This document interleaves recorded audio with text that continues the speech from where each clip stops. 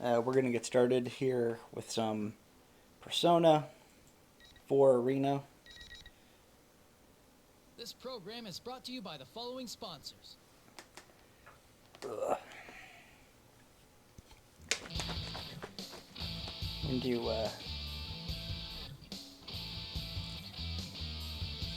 Persona 4 Arena. we're going to do Aigis' story today, I think. We finished up Chie's last time, so we unlocked a bunch of new ones. Welcome to the Velvet Room. That's my This place exists between dream and reality. energy drink Mind milkshakey and thing that I'm shaking up here. Now then, why don't you introduce yourself?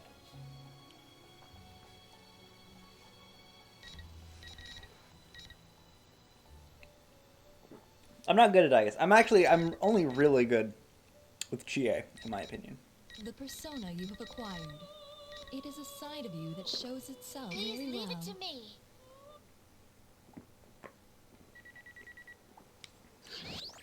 Are you awake? I'm sorry.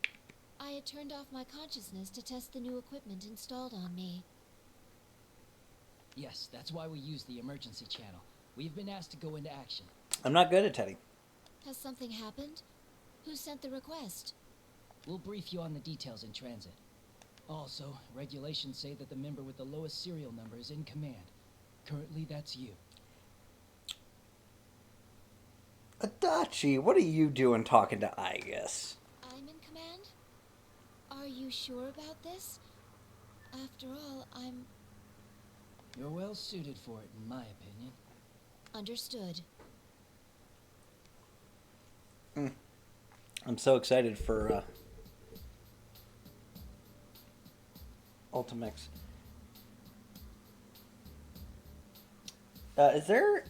I'm getting a little bit of audio jumbling on my system here, so I want to make sure that, you know, there's no, like, persistent sound. So if anybody's listening can just say whether or not they can hear me, or rather not whether or not they can hear me, but whether or not there's any, like, buzzing when I'm quiet. All right, one sec. You know what I bet it is? I bet it's a helicopter outside.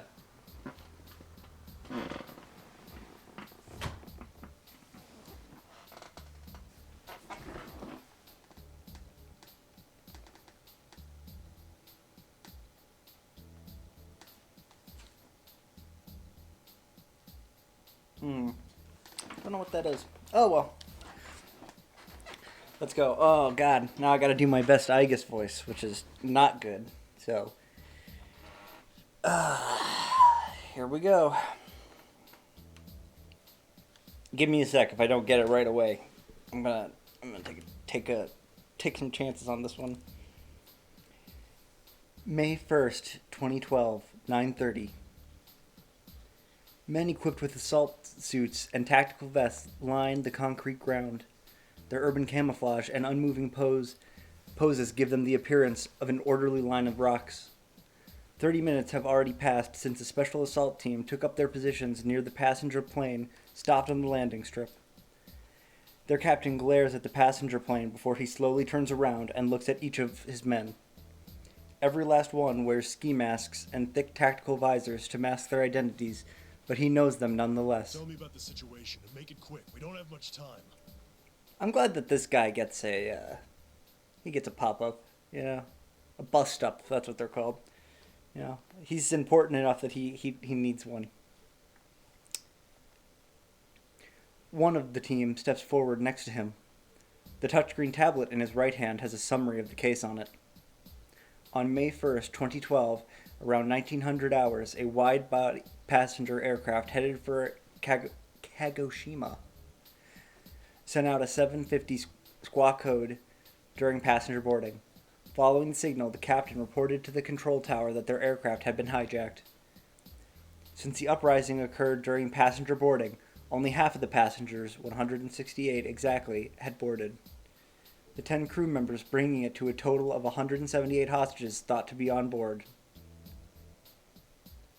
Some passengers seated near the hatch had succeeded in escaping. The following points were gained from questioning them. Take care not to be seen by the hijackers. There are 3 hijackers, all of them covering their faces with ski masks. All of them are armed with what seems to be pistols. From their voices and builds, they appear to be males. They all spoke fluent Japanese. Currently, the aircraft in question has moved to the front of the landing strip at the hijackers' insistence, and it stopped there. The authorities have attempted to negotiate with the hijackers by radio, but they have made no demands. The team member finishes his report. The captain nods silently and addresses his team. There hasn't been a plane hijacked in this country in over 10 years. None of us, not even me, have dealt with this before. Still, the procedure remains the same. Trust yourself, remember your training, and keep a cool head. The captain turns toward the plane again. Taking that as a cue, the team scatters to their specified posts to take up positions. The only thing to do now is to see what happens. Eventually, 10 o'clock comes around. Half an hour has passed already with no new developments. Repeated attempts to raise the hijackers have been made, but they have yet to make any demands. Tensions are beginning to rise. The worst case scenario is that they have no need to make demands, that their objective is to seize the passenger plane itself. In this case, the team would be facing a large-scale terrorist attack. Talk to us. The captain mutters to himself, deep in thought. From the perspective of rescuing the hostages, every second that passes without learning the hijackers' objective is a second wasted. The captain and his team can wait in hiding, but the same is not true for the passengers on board. For untrained civilians, extreme stress can easily lead to physical and mental problems. It's true not only for the hostages, but for the hijackers as well. When people lose their nerve, they tend to act rashly. The hostages will begin to lose hope, and the hijackers will begin taking it out on the hostages. An hour into the incident, anything could be happening inside the plane. The captain could do nothing but glare as the time ticked by. After 15 more minutes had passed, a slight change in the situation was reported. All emails and calls going through the stations near the airport are being checked. The details of the messages thought to be from inside the plane are not confirmed. It appeared that the hijackers had confiscated all cellular phones as per standard hijacking plans, but... Sir, there's a report from HQ. They picked up a transmission from one of the passenger cell phones. It's a smartphone with GPS, so they can tell it's inside the plane. Confirm those details for me. There are 2 possibilities. The hijackers are using a passenger's phone to contact associates outside, or that a passenger is contacting someone in secret. The latter possibility is more likely. More and more devices have communication capabilities now, making it extremely difficult for hijackers to remove them entirely from play. And the more hostages involved, the more courageous they become, and the more likely to take risks. Unfortunately, more hostages involved means it's all the more dangerous to provoke the hijackers. Each individual hostage is worth less to them. The details of the transmission make it apparent that the situation is worse than the team had assumed. The cell phone's owner is a man in his 60s in first class. He signed up with a certain service after being diagnosed with heart illness. It's a remote EKG monitoring service that keeps track of the patient's heartbeat. A scheduled message was automatically sent from the patient's cell phone. The service provider promptly contacted the police, informing them that the man was in bad shape. A man's life is at stake if we don't wrap this up within the hour. Looks like we can't stall for time. Lip flaps. As panic spreads, a proposal for negotiations based on this fact and a proposal to storm the plane are both considered. But because only half the passengers had boarded, the situation inside the plane is uncertain, making devising a tactical plan difficult. Though if nothing is done, a passenger will surely succumb within the hour. A blunder like that must be avoided at all costs. That was the thinking that guided the police officials to make their decision. That same day, 10:30. What? Withdraw? This is a hijacking. What are you thinking, withdrawing our people? Yes, I understand. Wait, what's going on? Orders are orders. We'll fall back at once. Get ready. No one understood the sudden withdrawal order. Why withdraw the team during a hijacking? No one on the scene agreed to the decision, but the order could not be overturned. The men here are not the brain, but the limbs whose power is best put to use by precisely following orders. Just then, another group approaches without a sound. Its members are dressed differently, in suits and trench coats, but all of them wear black with sunglasses. At a glance, it is clear that they are tall, well built, and used to rough situations. With nearly 20 of them gathering in one place, they are imposing despite their silence. They don't seem to be airport personnel, but neither are they known to the police. However, the captain senses a kindred spirit in them and approaches. Who are you? His voice is laced with suspicion, but the man in black at the head of the group speaks dispassionately, as if he had heard nothing. For the next half hour, we're in command of this scene. You didn't answer the question. Who's responsible for this? The captain's tone unconsciously hardens. The group of men in black parts, and one of their number in the rear steps forth. The captain can't stop himself from furrowing his brow. He can already sense the unrest spreading amongst his team watching in silence. The one stepping forward looks like a 17 or 18-year-old girl. She is dressed in black and sunglasses like those around her, but her slender build is out of place. Not only that, her blonde hair stands out even more in contrast to her all-black outfit. The girl walks a few more steps forward and removes her sunglasses. The captain has intended to appraise the look in her eyes, but gasps at her crystalline blue eyes. He quickly regains himself and frowns at her. So you're the one in charge? Yes, Are you shitting me? there is no time to waste quarreling. The girl looks at him fearlessly despite the armed team surrounding her. The unreality of it all is what helps the captain get over his surprise. Her age and appearance are most likely meaningless. She is clearly no ordinary girl. Are you not even gonna tell me who you're with?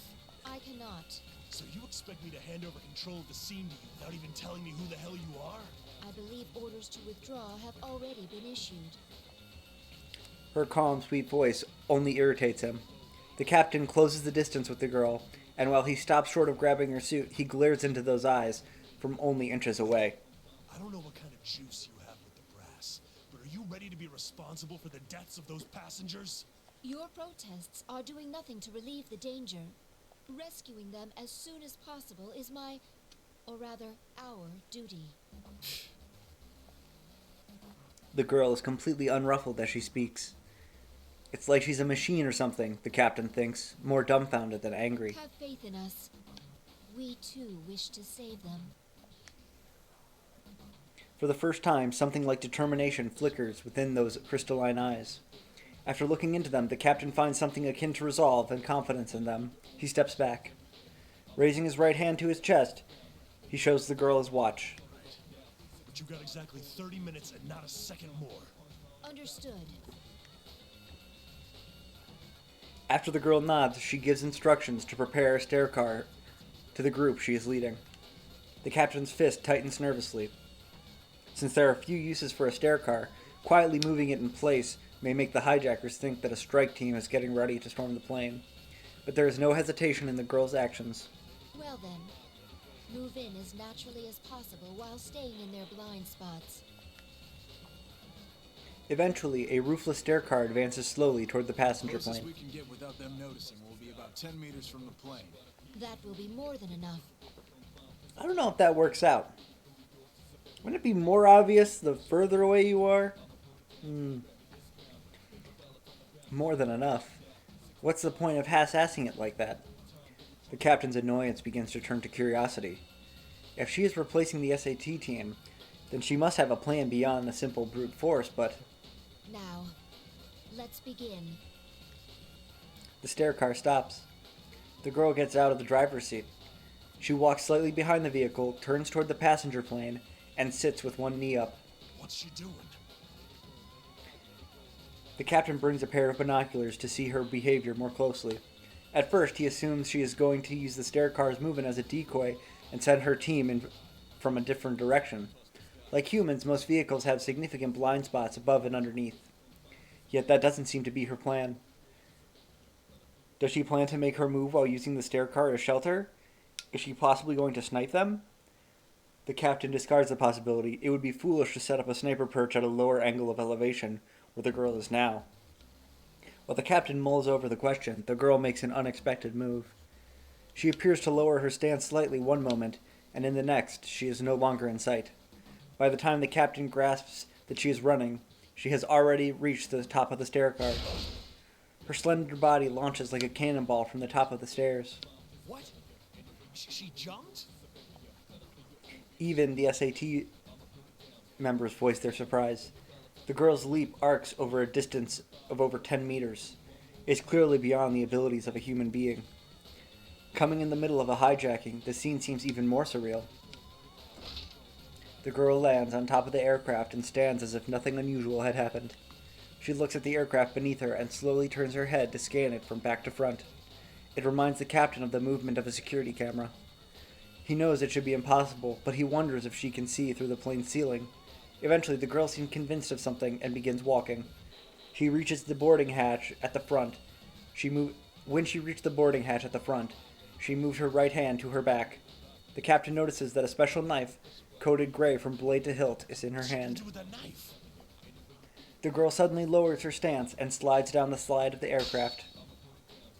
Just as she's about to fall, she thrusts the knife into the jamb of the hatch and dangles from it. This is crazy. She then uses her left hand to pull the handle and unlocks the hatch with ease.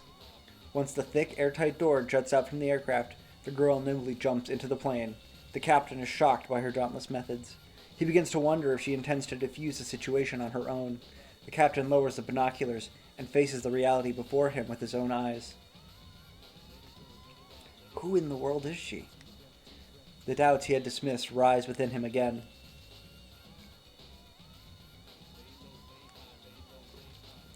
A warning light goes on in the cramped cockpit.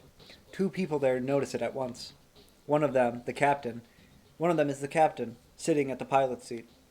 The other is the man holding a gun to the back of the captain's head. The light is labeled hatch open. Even an amateur can understand what it means. The man suddenly tenses and stands ready at the passenger side door. He prepares himself for someone to charge through it. He quickly regains himself and turns the gun back onto the captain. The man casts irritated glances back and forth between the captain and the door for a while, but eventually approaches the door, his gun pointed at the captain. He cautiously cracks open the door and looks toward the passenger seating. Just outside the cockpit is the first class section, but the passengers were gathered in economy class at the time of the hijacking. First class is empty. The man squints. To ward off observation, or worse, snipers, the windows are down. Coming into darkened plane from the bright cockpit forces his eyes to adjust. But from the corner of his eye, he sees a gleam of light shining that's unlike the regular lights. And within that light is a silhouette. Before he can react, the silhouetted figure closes the distance. A hand grabs the edge of the door and opens it with tremendous force. Two quick, heavy shots are fired. The man collapses unconscious without a sound. I mean, the gunshots made a sound. I assume that's what they mean, right? With heavy shots is like gunshots. The captain turns around in surprise to see the intruder, a blonde girl with an index finger to her lips to indicate silence. She first lays the man on the ground and then removes the pistol in his hand. On closer inspection, it is only a model gun, supplemented with metal parts. The seam between the parts is different in different places. Let me retry that.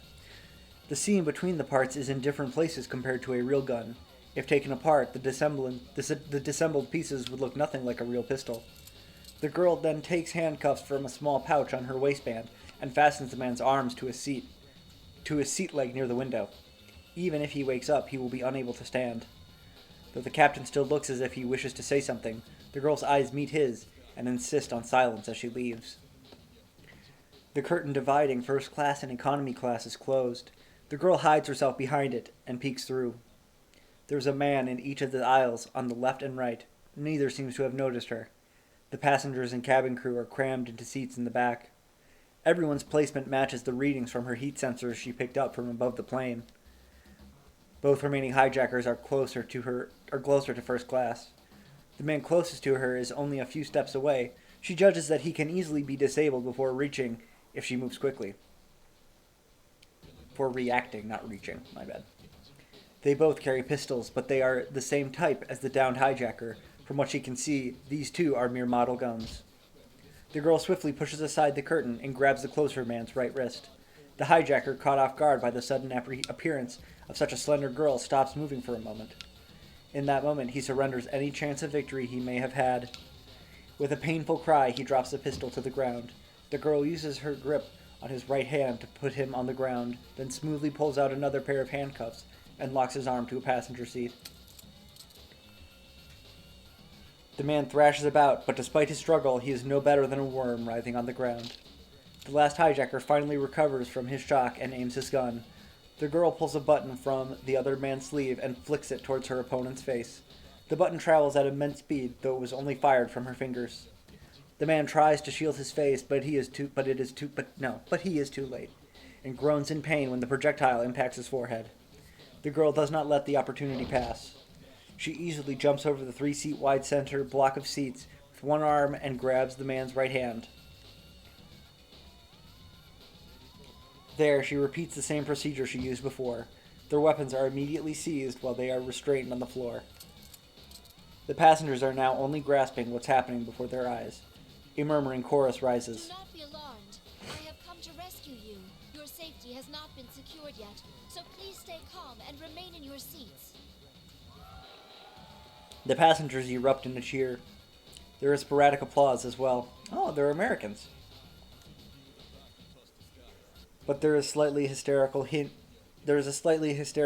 to it in reaction to the tension of the situation. Excuse me. We were told someone requires medical assistance for their chronic heart illness. His name is... Just as the girl approaches the center of the plane, she senses a male passenger stand up from the seat. He's extremely calm and quiet as he does so. The girl belatedly picks up on the incongruity. All of the other passengers are nervous. It is then that she sees something hard pressing up against the back of her head, or feels. She knows without looking that it's the muzzle of a gun. The nearby passengers' cries of relief suddenly turn to I am screams. impressed with your judgment to stay hidden until an opportunity arose. The girl is unperturbed as she continues to look straight ahead. The man stays silent and keeps the pistol pressed against her head. She knows there is no danger of being shot, but she is not yet sure that he was the only one in hiding. Left with no choice, the girl accedes to his demands and moves forward. And after about 10 steps, another man stands up, as expected. And you too.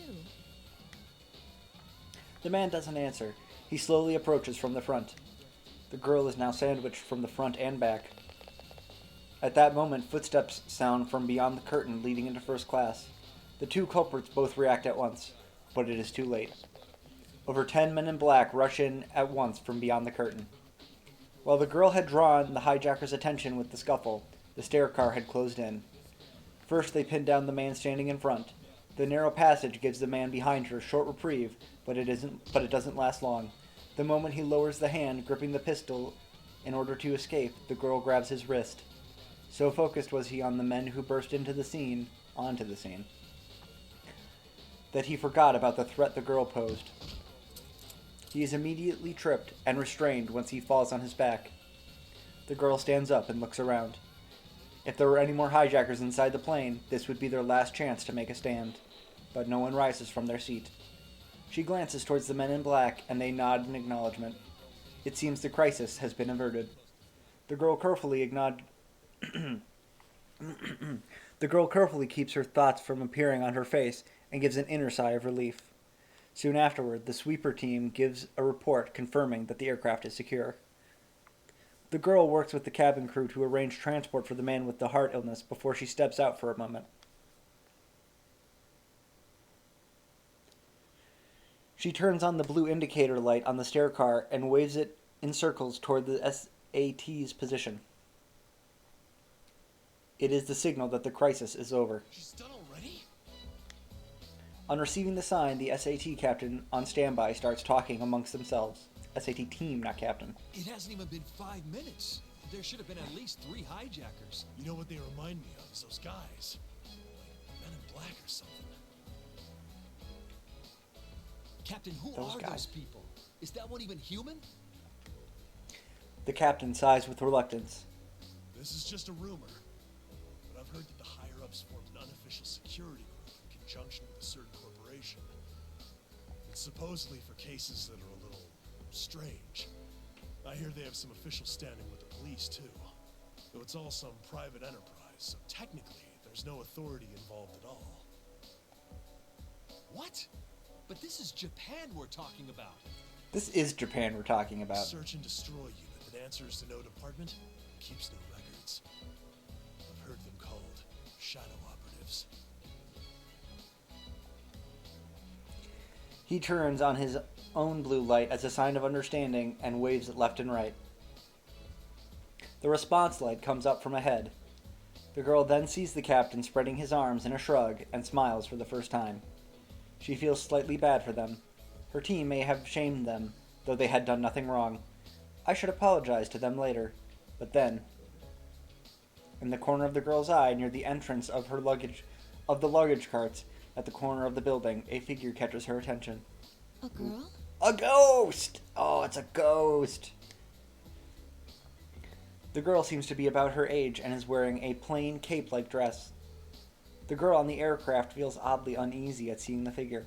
To begin with, given the heightened security, the parking entrance should be strictly sealed, but the figure looked perfectly ordinary. May I check on something? The girl calls to the SAT captain over the radio. There appears to be some slight interference, necessitating an adjustment of the dial. If you look towards my left, in front of the luggage loading bay is... But during the moment she looked away, the figure has disappeared. She's not there. That can't be. The girl looks around, but the figure is nowhere to be seen. Where could she have gone in this open space with nowhere to hide? What's the matter? Oh, I'm sorry. I was apparently seeing things. The girl shuts the radio off. Who was that just now? Was I truly seeing things? With those questions in mind, the girl tries to remember the figure's appearance in detail. Only then does she realize the cause of her unease. That light blue dress the figure wore. That was very similar to the one she herself had once. It reminds her of those days when she did not yet have a heart. Woo, we're a half hour in. Not even at the story yet. And I have to speak in a very monotonous tone that's also slightly higher pitched than normal. Yeah. This is what streaming's all about. The girl puts those thoughts aside and returns to the aircraft. The mission does not end with taking the culprits into custody. In truth, along with defusing the situation, securing the safety of one particular passenger was her highest priority. This fact was not revealed to the SAT team. The passenger was originally seated in first class, but would have been forced to move. The girl looks carefully through the restless passengers. It is not long before she finds the face she seeks. Looking relieved, the girl walks toward the passenger in question. Are you all right, Mitsuru-san? Aigis. I didn't think you'd be the one to come. Who wears a fur coat to first class and travels, like, you'd use a private jet. Why doesn't she use a private jet? You know what I mean. The woman who answers has long, shining hair that would make an impression on anyone. Her refined appearance makes her stand out, over and above her calm position in her seat. But Aigis knows the woman well. In fact, I was surprised to be called on to deal with something like this. The suspects made no demands. What were they after?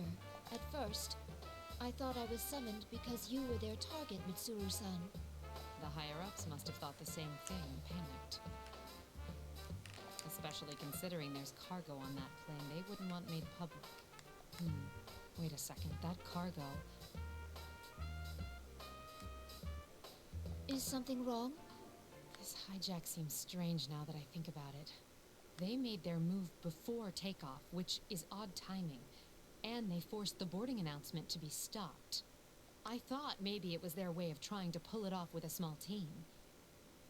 Are you saying that rather than a passenger, they were after that cargo?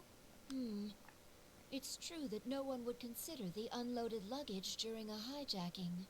I guess I need you to check on my things. Though if I'm right, it's already too late. In response, Aigis instructs her team via radio to secure all luggage transport routes.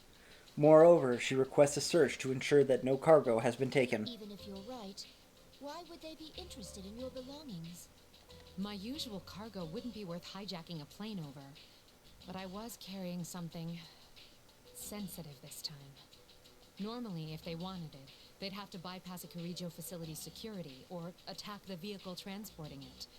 But by doing it this way, they can divert the entire country's attention with a few model guns. Mitsuru smiles. Aigis can tell she is impressed with their audacity, despite herself. Mitsuru-san's cargo. Sensitive belongings for a vacation. Ah, I understand. Hijacking a plane out of a desperate desire for undergarments. This incident will surely go down in history. Mitsuru's eyes bulge out at the unexpected comment. What? You're jumping to conclusions. It's not sensitive in that way. Besides, my underwear is in this bag, and that's it. Enough about underwear. She forces a cough and steers the conversation back on More track. accurately, my cargo contained items from Ergo Research. My trip to Kagoshima was partly vacation, but also to oversee their transferal to Yakushima. The official name of Ergo Research is the Kirigo Ergonomics Research Lab. Both Mitsuru and Aigis have bitter memories associated with the name. A paw hangs in the air, but a radio transmission from one of Aigis' teams cuts the moment short. Aigis speaking. I see. Understood. Mitsuru looks at Aigis questioningly and she nods. It's as you suspected. They found that one of the boxes scheduled for transport has gone missing. I thought as much. With a small sigh, Mitsuru rises from her We seat. must get it back, I guess. The rest of the team can finish up here. I need you to come with me. Aigis inspects Mitsuru's face carefully. Will you be joining the search as well? Well, I am personally involved, so yes. In other words, you will officially rejoin the unit and participate in this mission. To be more direct, is it accurate to say that you are abandoning your vacation? Mitsuru sighs with some exhaustion. Aigis interprets her silence as approval. Then I hereby transfer command authority to you, Mitsuru-san. Regulations state that the member with the lowest serial number is to take command. And since you are member number 1, the official leader of the Security Department Shadow Response Unit, also called the Shadow Operatives. Thanks for just laying it out there for us, Aigis. Just laying it out. Good to know. Feeling I wouldn't be able to enjoy this vacation for long. Wah, wah, wah. Traveling with cargo from Ergo Research suggests that her vacation was either relaxing or not was neither relaxing nor cheerful. I can't allow anyone to be hurt again by the things we, the Kirijo group, created. We'll get this cargo back at all costs. Mission or no mission, I'm making it a personal priority. Understood. Aigis answers loudly and snaps off the police salute that she's finally gotten the hang of. I am Aigis. My official name is 7th Generation Anti-Shadow Suppression Weapon, Aigis. As my name implies, I am not human. I am a humanoid weapon, a robot essentially. Though, with the right clothes, a surprising number of people cannot tell the difference. I was created in a research lab owned by one of the world's foremost conglomerates, the Kirijo Group. I was made to exterminate a certain enemy. They are called shadows, monsters born from people's repressed emotions granted dark life. Shadows can only be defeated by those with the special power of personas. One's persona can be said to be the power to wield the shadow within. They are two sides of the same coin, though one cannot have a persona if they do not also have a heart. I was given a mind to artificially develop a persona, and a body close to that of a human, so that the mind could maintain a personality. A heart designed for battle, a body designed for battle. I did endure some suffering because of my original purpose, but I now have a place where I belong, somewhere I can make full, beneficial use of my powers. That is the Security Department Shadow Response Unit. Our nickname is the Shadow Operatives. The Shadow Operatives were formed at Mitsuru Kirijo's directive. She is the scion of the Kirijo group who created me. She has taken responsibility for shadows. Our objective is to identify and resolve incidents involving shadows by eliminating them. All of our members are persona users or have similar qualifications. During operations, our guidelines state that the member with the smallest number has command. The number that I was issued is number 5. Though I am not human, I am treated as a member and not as a piece of equipment. Moreover, my number is in the single digits. It is possible that there will be missions like today where I must take command of a dangerous operations. In other words, I am recognized as having the same life and dignity as humans.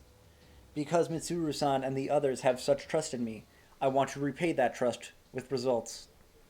There is another reason I am working my hardest on this case. Soon after the hijacking was resolved, the stolen cargo was identified. Its content surprised me. The 5th generation anti-shadow suppression weapon. The unit named Labris. She is one of my sister units. She was sealed over a decade ago for some reason and has been in storage with the other artifacts since then. Labris, a humanoid weapon just like me. It is possible that she has a heart. If so, I want to save her before she is misused. This is a mission, but more than that, I feel that it is a duty I must carry out. Yeah, let's place a bookmark.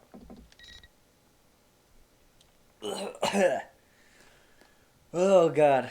Ugh. Ugh. My girl voice is not very good. I already have a pretty high-pitched voice, in my opinion. So it's actually pretty tough for me to go up further.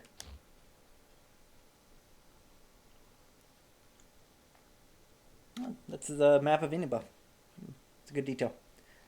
The next day, May 2nd, 2012. We wanted to pursue the vehicle carrying Labris as soon as the hijacking was over, but its complicated route made it hard to track. Due to the sensitive nature of the cargo, it is difficult to set up large-scale traffic checkpoints. Fortunately, the license plate number was determined quickly, and we got a rough estimate of its destination. Our headquarters was moved to a police facility. Mitsuru-san and our team are sorting out the situation to plan for an operation. And the interrogation of the suspects? It's begun, but all of them are claiming that their memories at the time are very foggy, so they've been sent in for evaluation. The psychologists who interviewed them think it's possible they're not lying. So none of the 5 have any memories of what happened during the hijacking. Normally that would seem preposterous. There may have been some hypnotic effect, but even then... We're dealing with someone after materials from Ergo research. They'll likely be very well informed about shadows and the mind. Knowing that, it doesn't seem so strange. It would also explain the extreme lengths they went to create a decoy. What else do we know? Another team member answers Mitsuru-san's question. Since the cage storing the 5th generation is too large to transport by personal auto, we narrowed our search to large vehicles that left the airport. That, combined with the testimony from our observer and data from the transmitter, allowed us to pinpoint the vehicle in question. The police are already pursuing it via the N system. This is the most recent photo. The N system? What is that a thing? Alright, I'm gonna look that up shortly here, but... The N system. What a mysterious name.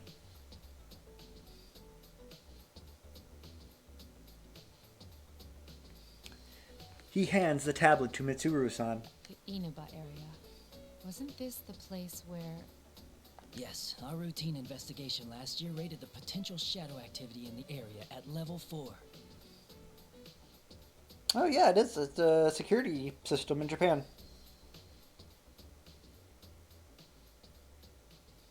Yeah, it's Japan's vehicle tracking system. That's cool. Didn't know that.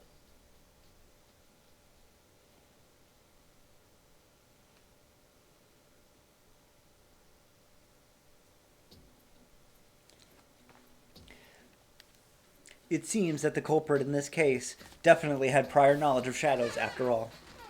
If that is true, we must use extra caution. Many people do not know about shadows, though they are enough of a threat as to possibly destroy the world. Then again, I experienced that for myself 3 years ago. If someone is trying to manipulate them, we must prevent it at all costs. Let's talk about the stolen 5th generation unit. Aigis, as the 7th generation, would be her younger sister. A sister. My older sister. I'd like to know why she was sealed. 5th generation anti-shadow suppression weapon, Labris. The records show her to be the first model fitted with an artificial personality. In other words, she has a heart? There's no knowing if it was developed enough to call it that. She seems to have been made to gather test data rather than actual field use. What are her combat capabilities? She wasn't given firearms, since her regulatory system was inadequate. So she was instead loaded with some kind of special equipment. Unfortunately, the majority of the records pertaining to her are missing, which means that's the extent of our knowledge. Special equipment? We also don't know why she was sealed. Many of the documents regarding the old Ergo research were lost, probably to cover up incriminating evidence. We don't even know what she looks like. All we do know is that she was a life-sized android. We'll just have to find out along the way. Mitsuru-san swipes her fingers across the tablet a few times and shows it to an aide. I'll need these 3 individuals' cooperations. I'd like to join them in the field. Are you sure about this? Try not to make a scene when fetching them. Not all of them are part of our organization. The aide nods his assent and returns to his station. Mitsuru-san then turns her gaze on me. And Aigis, frankly, I think we can assume that there'll be combat involved. Will you be alright with that? Though Mitsuru-san doesn't say it out loud, I understand what she means.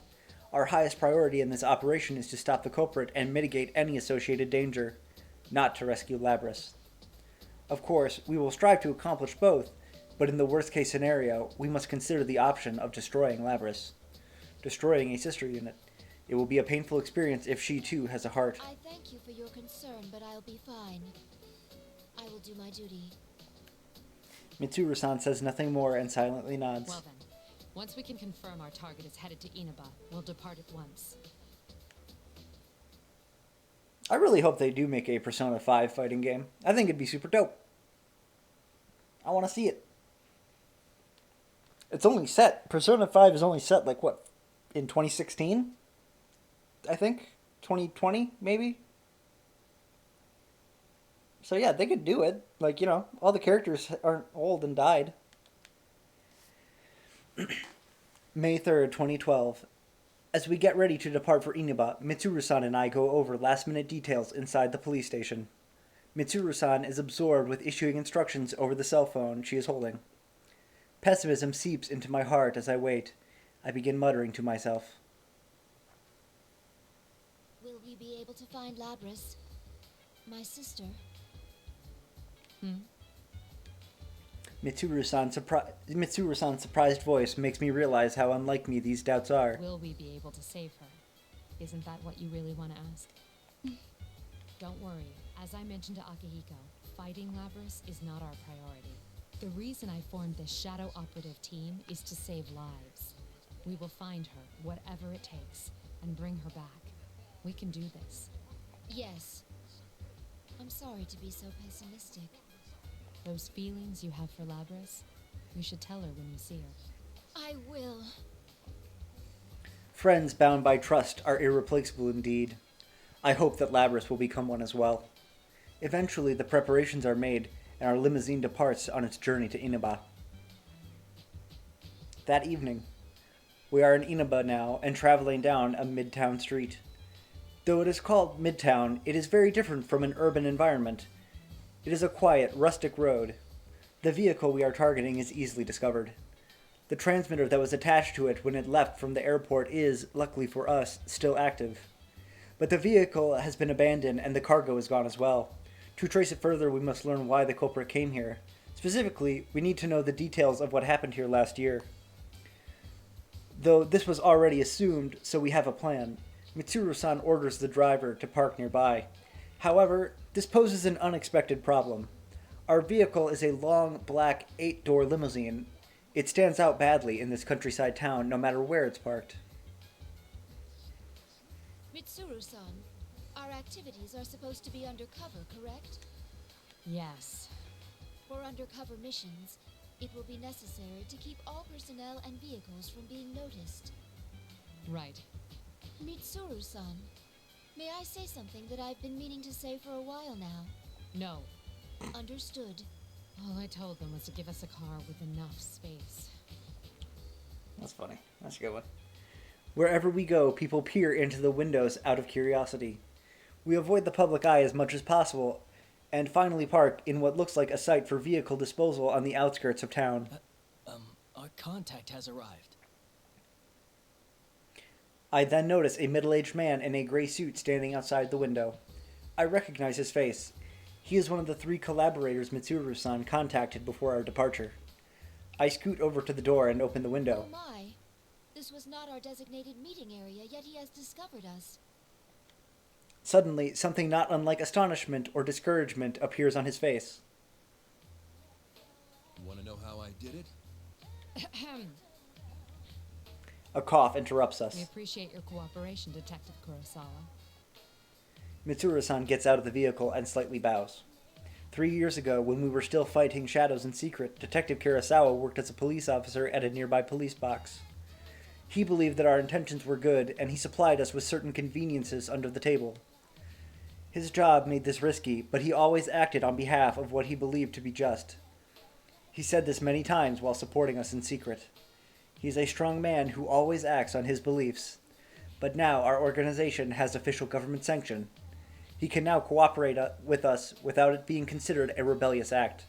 Kurosawa-san's prior actions have recently been reassessed. He was promoted for his special expertise. I have heard that he is now a plainclothes detective working at the Central Precinct. Long time no see, miss. And Aigis, was it? Indeed. It has been a while. Kurosawa-san fixes his eyes on Mitsuru-san and me. It is faintly awkward. We are both dressed for combat, and I am not wearing clothes that camouflage my nature. Oh, sorry for staring. A humanoid weapon. I was skeptical when I heard, but seeing you in person doesn't leave any room for doubt. I'm sorry that I kept it hidden back then. It's all right. It would have caused more of a headache if you'd gone around looking like that. Hearing him say that, I cannot help but smile. Seeing you laugh like that makes it harder to believe you're a machine. I shouldn't make you stand while we talk. Please, get in. Sorry. I haven't seen you in a while, so I had a lot to say. Mitsuru-san asked Kurosawa-san to collect information on the serial murder case that occurred in this town last year. When background research was carried out across Japan at the end of 2011, this region returned high numbers in shadow detection measurements. But although it was investigated, there were no effects apart from slightly unnatural weather. Then again, what if something did happen that was just hard to detect? Mitsuru-san suspects that the serial murder case was related to these shadows and asked Kurosawa-san to have the local police force share their reports. We could have requested them directly, but what we wanted would not be the surface information found in the investigation records. There are limits to what an unofficial unit cloaked by authority can do with a direct request. I found out quite a bit regarding the case you had me look into. First, I reviewed the report on the incidents from last year. One of the suspects mentioned the word persona. But sorry, my lips are drying up because I gotta talk non-stop with a high-pitched voice that's flat. I hate it, but I'll do it. I lock cases with Mitsuru-san. So what went on here last year? It's probably related, but I wasn't done there. Parts of this guy's testimony were even more outlandish. If you can take what's in the record at face value, it seems persona users can enter TVs within the Inaba region. Enter TVs? What does that mean? Just what it sounds like. You physically stick your body into the screen. and I go haven't played inside. Persona 3 in a long-ass time. I want to play it again. I want to play it again soon. But I'm realistically, if they're gonna hopefully release the new They version. claimed there was another world in the TV. And I don't dropping know. people We'll see. inside it was the method behind last year's murders.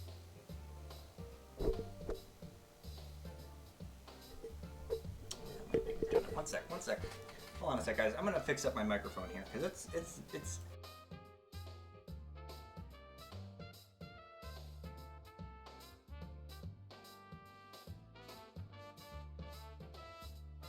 All right, there we go. Hopefully, I'll sound at least a little better now. I don't know. This all sounds rather absurd. I'm surprised it was included in the police report. I got in touch with the detective in charge at the time and said the same thing. Apparently, the report was filed by a young partner of his at the time. He'd entertained the wildest testimonies like this one.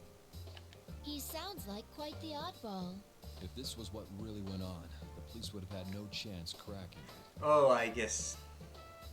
Oh, Aigis. That Detective Dojima is one shrewd guy. Even with all the supernatural hocus-pocus surrounding the case, he caught the culprit. And this is the spoilers. These are Persona 4 spoilers. Cover your ears. Kurosawa-san sighs. He seems to be tired. That's all I have for you right now. I should be going. I doubt either of us has time to reminisce over the old days. It's funny, though. I thought the fighting was over, but you guys surprise me every time I see you. Thank you very much, Officer Kurosawa. Why don't we at least see you off? Oh, that's all right. I've got my own car. I doubt my department would appreciate your tastes. If I ever showed up for work in something like this, I'd be the talk of the force until the day I retired. He opens the door himself and exits the vehicle. He gives a short farewell and leaves without turning back even once. Mitsuru-san, this could be bad. Our sense of social aptitude is in question. Can't deny that. What should we do now? Yes. First, we'll need to test the claim that Persona users can enter TVs. Hearing this reminds me of something.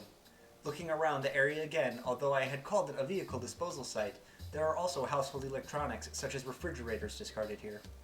In a corner is a stack of TVs. There is a discarded TV over there. If the environment does not matter, we can use it to test the phenomenon. I voluntarily get out of the vehicle. Wait, Aigis. Don't worry. I'm just going to touch it. I extend my right hand and touch the screen of the biggest TV I can see. My fingers brush the glass screen, but although I seem to be touching it, I feel no resistance from its surface. I push my hand forward a little more. A weak light runs across the screen, and my forearm sinks into it. Amazing. Rings of light spread from the contact of my arm, rippling like water across a pond. Interesting. It's exactly as the police report said. What's it like inside? Do you feel anything? Not particularly. No. Wait a moment. My sensor detects a sensation I've never felt before, but the knowledge of what it is already recorded within me. It's the same as mine. It's hard to say definitively since this is my first encounter with it, but I believe this reading is from a personality module. Does that mean our retrieval target is inside the TV? Huh. Sounds like fun. Man in cape. I hear a voice come from an unexpected direction. Mitsuru-san and I look towards it. What we see is a silhouette wearing a low hood that covers his eyes and a tattered cape billowing in the wind like a figure from a western. He is standing atop mountains of trash with his arms crossed. Is that Akihiko? He jumps down nimbly and walks toward us. You didn't show up at the rendezvous point, so I went looking and found you here. This whole TV thing is pretty interesting. I would never forget the man. I would never forget the man laughing so fearlessly. Like Mitsuru-san, he is a friend I once fought alongside, Akihiko Sanada. He was a student boxing champion in his school days and a staunch ally, powerful even without his persona. He is also our second collaborator on this case. It's been a while, Akihiko-san. Yeah, good seeing you. Akihiko, what on earth are you wearing? Just what were you doing overseas? Didn't I tell you that I was on a training expedition? Don't tell me you came here from the airport like that. Does the concept of keeping a low profile mean nothing to you? Mitsuru-san, I believe we have lost the right to complain about that. Mitsuru-san sighs in annoyance. Oh yes, Akihiko-san was on a training expedition overseas until this morning. As a result, his appearance is very different from the last time I saw him. But his aggressive personality and love of a challenge seems to be the same as always. He gives a cocky smile and smacks his palm with his fist. Anyway, we can get inside from that TV, right? What are we waiting for? Still the same Akihiko. We don't know the situation inside yet, and we'll need a secure means of getting out. So what? If we want to get this Labrys back, someone has to go inside, right? Well, that's... Our target hijacked a plane to throw her into a TV in this town. If we sit on our hands, it's possible we'll be put in serious danger. Akihiko-san steps forward towards Mitsuru-san as if pressing her. We're different from how we used to be. We made the choice to fight shadows as professionals. That's why I traveled around the world and trained harder than ever. And now that something's actually come up, you're hesitating? We agreed to do this. I'm ready to stake my life on the mission. Jesus, Akihiko. Bastard. I don't remember him being this much of a bastard in Persona 3, but Akihiko-san's opinion is a bit strong, but he is not incorrect. It is probable that Akihiko-san understands that being slightly forceful is his role. Because Mitsuru-san takes caution seriously as the ultimate authority in this case, she frequently second-guesses herself. I have seen Akihiko-san's words cut through her hesitation in the past. It shows his trust in Mitsuru-san not to make decisions in error. All right. Wait right here. I need to go make a phone call first. Okay, but make it quick.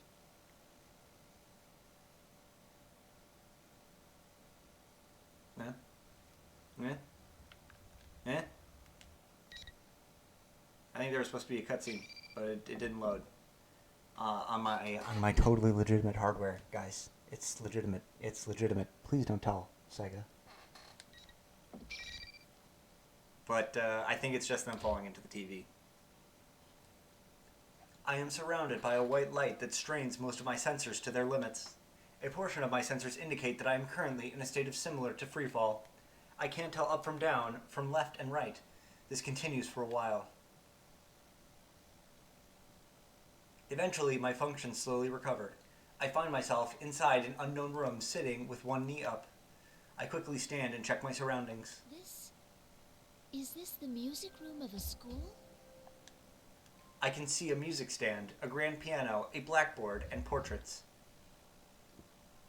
There is an air of over-exaggerated theatrics to it, but I may not be far from the truth. Is this the world inside the TV?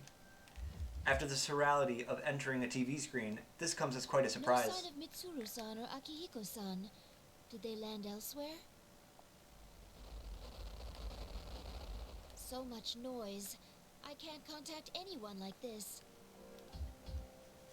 I attempt to use my communicator, but there is no response. This looks like an ordinary classroom, but it has an alarming amount of radio interference. When I concentrate my senses again, I detect a bizarre disturbance from the entire area that is unlike normal buildings.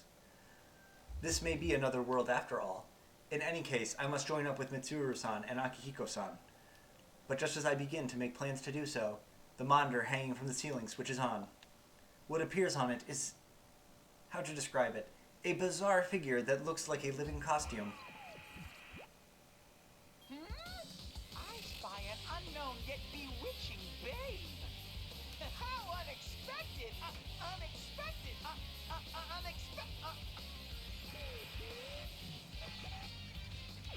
Its comical tone does not last long before the voice becomes distorted and the image disappears.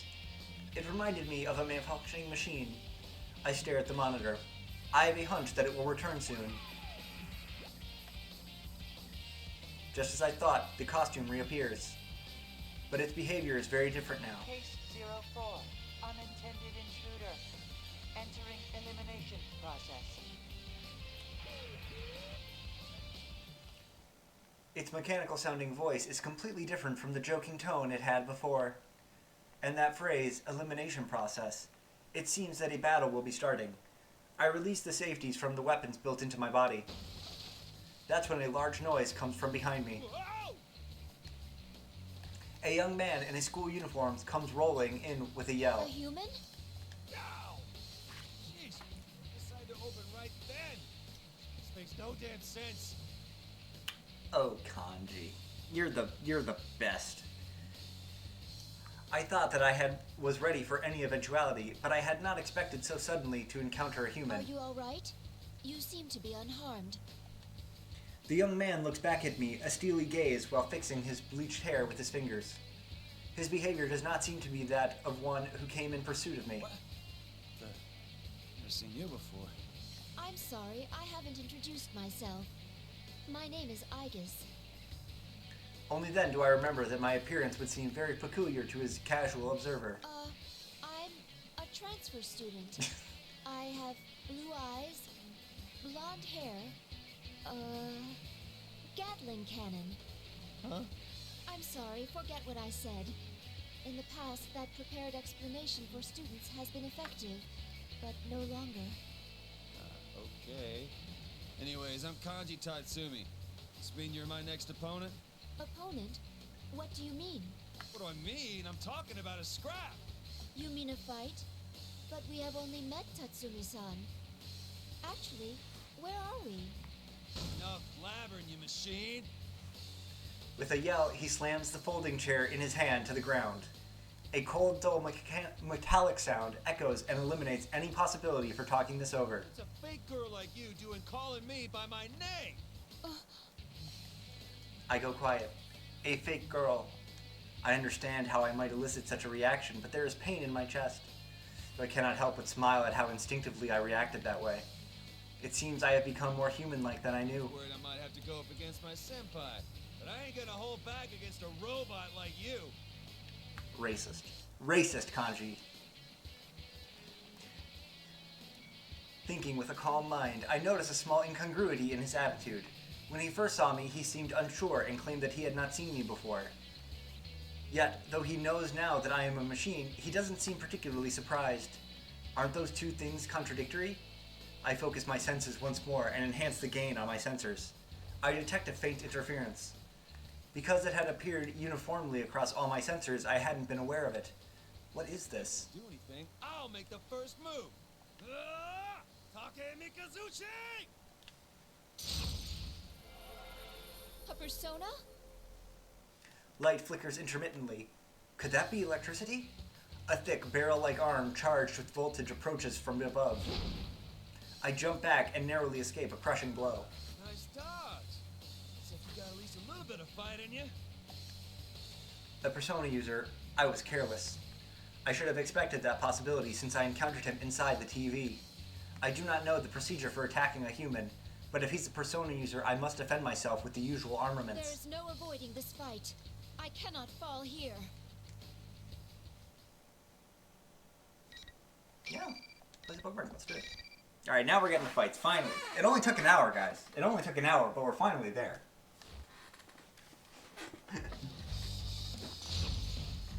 I give it shit, but like I don't know. It's refreshing that there's a fighting game that has a really strong story. Oh god, I hate Kanji though. I'm really bad at fighting him.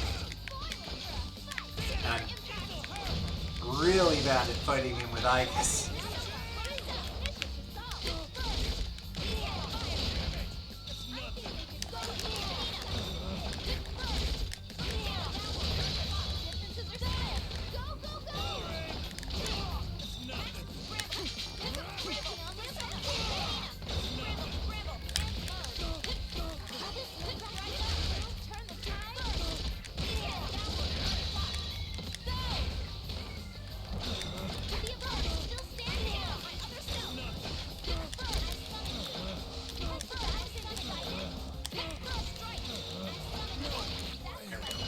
There we go. Not too bad. Again, it's on normal, and the story mode in this game is pretty easy. But yeah. You want to play Bookmark? Yeah, let's do it. Let's play Bookmark.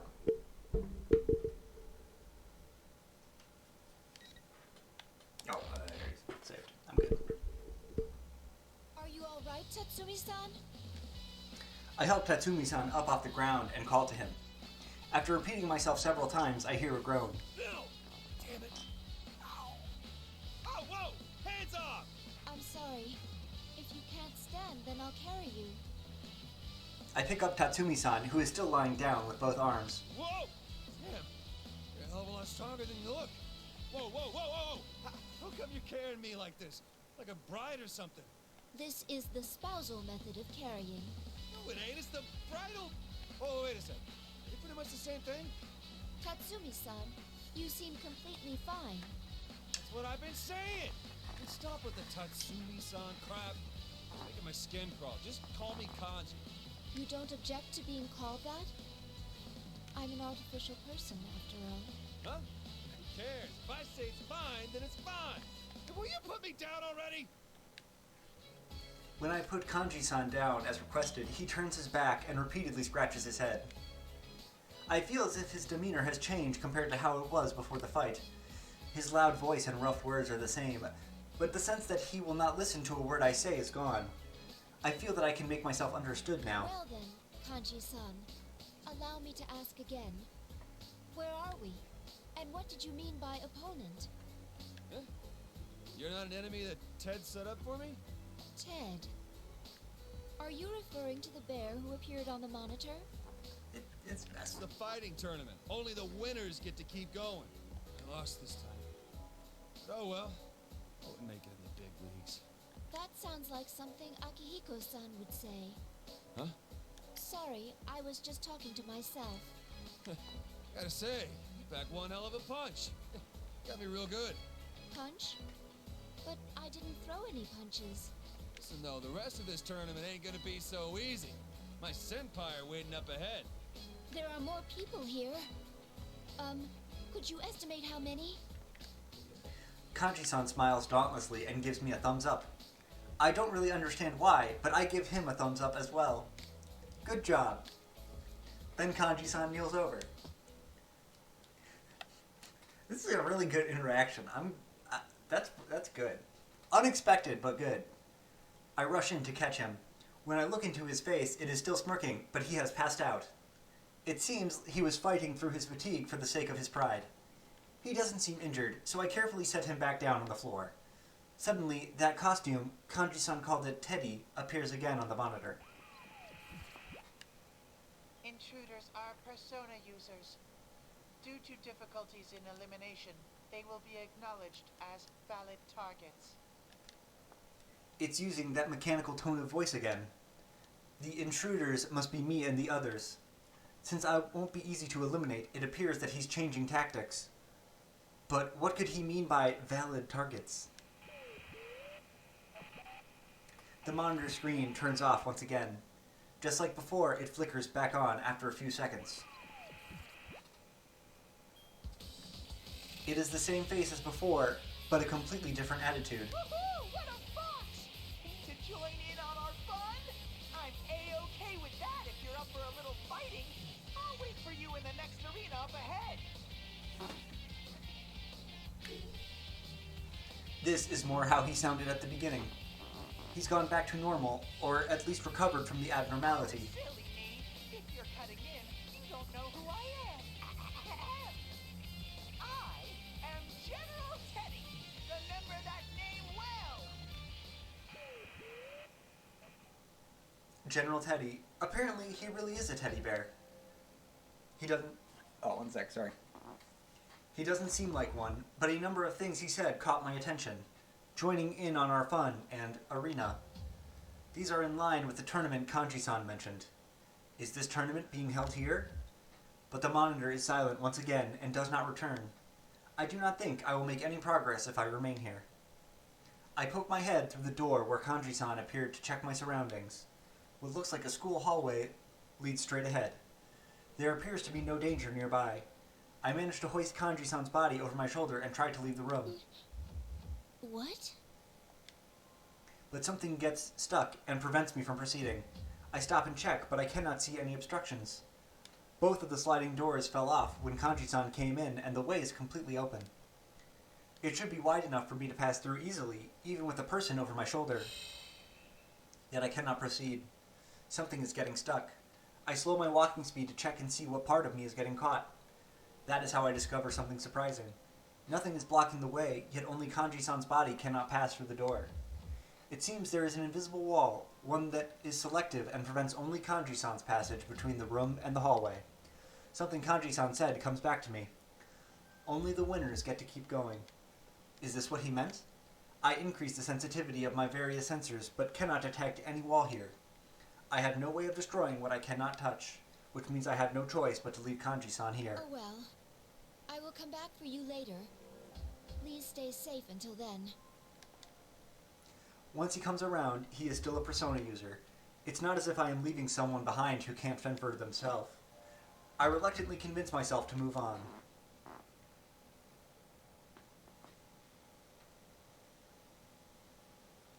While moving down the hallway, my sensors continue to pick up disturbances from everything in the school. It all looks so normal, though. There's a line of glass windows on the wall. Outside is a field level with the ground I am walking on. I seem to be on the first floor of the building. Eventually, I reach a doorway and cautiously venture outside. There is barely any difference in the temperature or atmospheric composition compared to the real world, but the lack of wind is unnatural, and there are other discrepancies between here and there. I turn around and inspect the building's exterior. This is indeed a school. I walk along the wall and go around the building. Soon, I reach what seems to be the main gate. I turn towards the school building once again, and come to a realization. I recognize this place. I have seen photos from this angle in the preparation materials. As I recall, this is a high school in Inaba. To make sure, I step past the school gate and check the nameplate. The name engraved on the gate's pillar is Yasogami High School. I cross-reference the name with a map of the area and find a match. This is confusing. A real-world location has been completely recreated inside the TV? Why is it structured like nesting boxes? Just then, I sense something moving in the corner of my vision. I quickly turn and view it from the front. It is a uniformed girl. She's running straight through the opposite direction of the field. Is she a student? No, this is not a real school. Could she be one of the senpai Kanji-san spoke of? But a moment's thought highlights an important detail. Her pale skin and hair color. What? There can be no mistake. This is the girl I saw for a moment at the airport after the hijacking. I immediately chase after her, but the girl is much faster than I anticipate, and I cannot close the distance. I release a portion of my foot speed limiters and finally get close, until I am able to grasp her right arm from behind. Huh? The girl stops and turns around. There is surprise on her face, but she stares in wide-eyed wonder at my form, though I am surprised myself. That instant I take her hand, a flash of intuition charges through me like electricity. This girl is Labris. I am unaccountably convinced. Who are you? That's one funny-looking costume you've got on.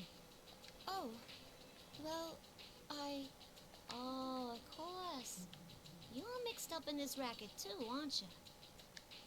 Racket? Does she mean the tournament? No, I am not in this tournament of my own free will. Really?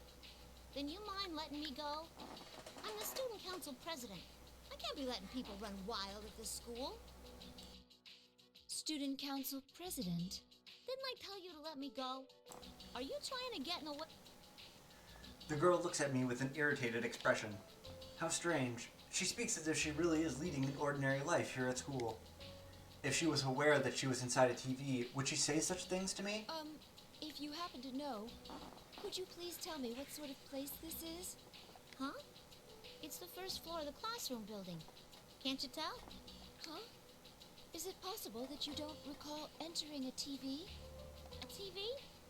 Listen, I don't know what you're talking about, but I'm kind of in a hurry here. Can I go now? Before you do, please tell me something. Who are you? Who? What'd you stop me for if you didn't even know? I just told you. I'm the student council president. What hole have you been hiding in? The elections were just last week. Are we done now? Because I got places to be. The girl ends the conversation sternly, shakes off my hand, and runs away again. In an instant, she has disappeared into the school building. Please, wait! I go after her, but just as I enter the hallway and around the first bend, something blocks my path.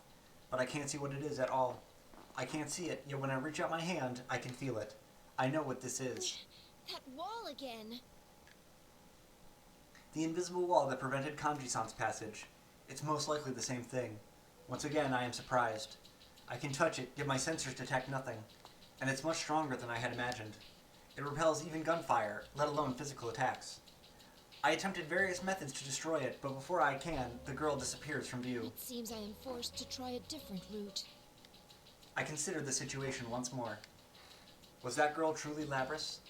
There are too many factors now indicating otherwise. Her appearance and the feel of her arm when I grasped it a moment ago, both are strong signs that she is a human. If she is entirely artificial, then she could not be part of an older generation of models than myself. Her speaking voice and behavior were both also indicative of known human patterns. According to the records of Labris' development, she was sealed away soon after. Even I stumble with natural human speech. She could not have become so proficient in such a short time. She's not a machine, but a human. so she cannot be Labrys. Usually I would not hesitate to make such a judgment based on the available data, yet I still cannot shake the feeling that she may be Labrys. That intuition I felt earlier, what caused it? This case remains murky. I feel as if my senses are being muffled by a thin cloth, but I cannot leave her be. Even if she is not Labrys, that fact itself means that she is in danger. I quickly looked for an alternate route. Yeah, let's place a bookmark. Let's do it. 2 seconds and it's gone.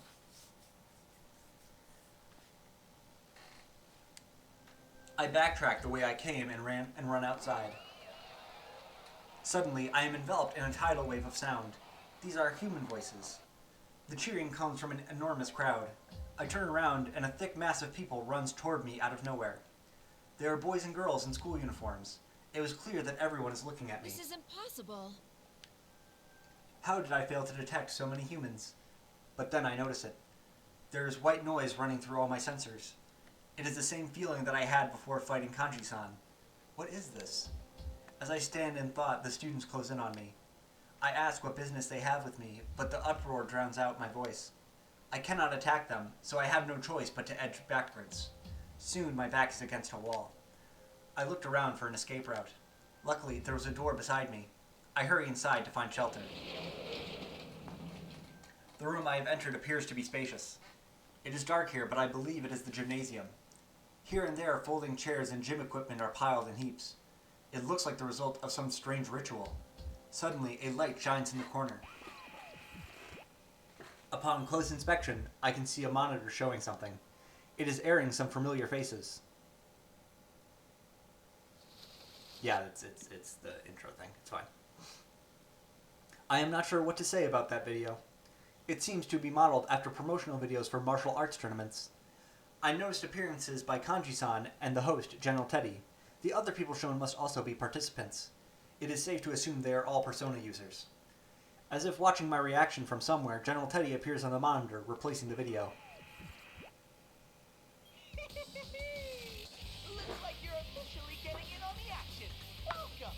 Look, everyone, another challenger! Without warning, there's a loud sound. All the doors in every direction open at once. Excited students pour in, cheering and yelling. Before I know it, I am surrounded by people with no means of escape. General Teddy grins at my situation and raises his stubby arm. Well then, bring out the next opponent! A spotlight shines on a spot where the crowd parts. A female student can be seen. She has short hair and wears a sweatshirt. She looks very athletic. I recognize her face from the video. Her name was Chie Satonaka. She steps in front of me, bouncing from foot to foot. I heard that you're elbowing in on the tournament. Suits me fine. Let's do this! As she finishes her speech, she takes a fighting stance.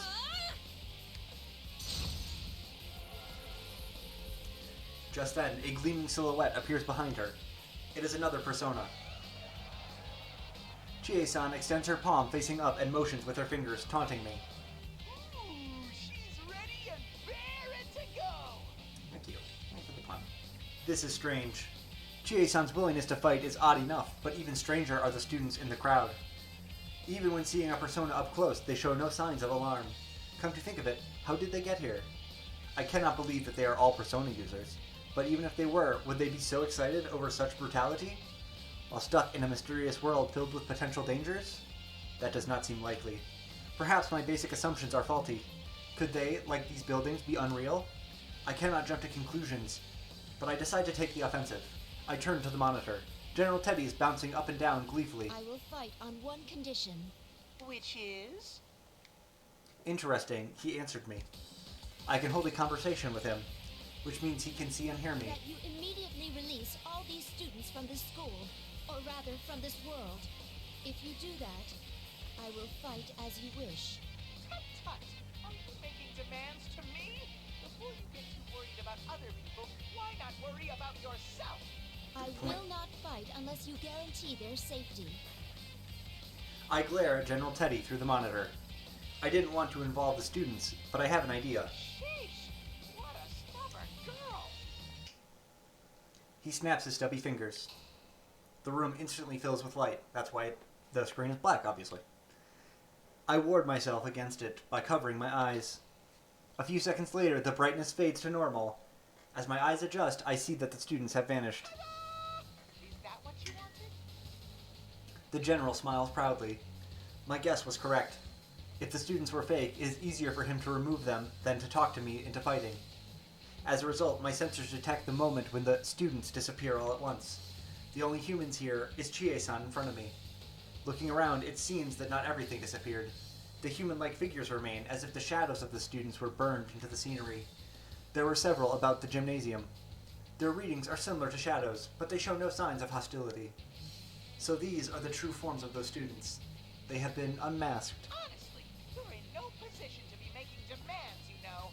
I'm making an exception just this once, because it's no fun if you don't both go at it tooth and claw. Even if you don't resist, your opponent will show no mercy. It'll be a grisly sight. Come on! Even if the crowd was still here, would you not have hit back when I hit you? No. The safety of the people must be prioritized above all else. Ha! That's pretty cool of you, actually. But self-sacrifice doesn't mean much coming from a machine. They can just fix you right up. Oh, that's right. It doesn't even count as self-sacrifice for a machine. It's just what you're programmed to do. You probably don't feel pain or anything, huh? It just seemed that way because you look human. You may not understand, but I can sense pain as well. Really? That's such a weird thing to program into a weapon. Doesn't make any sense to me. That's... As I struggle to answer, Chie-san smiles Well, wide. that's fine with me. Means I can fight you without pulling any punches. Her smile disappears and her eyes spark with fire as she launches herself at me. I would rather not fight her, but she is a persona user. I clench my teeth and make myself ready to intercept If I her. must fight you, then I will. Yeah. Alright. Hey, let's place another bookmark. Let's do it. I do love... It does take a long time to get to the fighting. It does. But... A fighting game with a good story mode is interesting enough to warrant such a thing.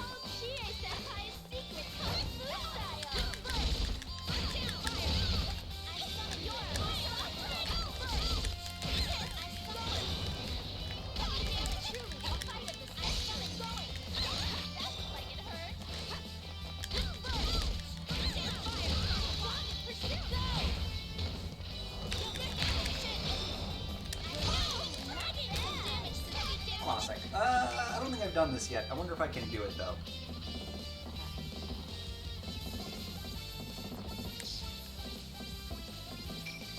Because I think technically I can.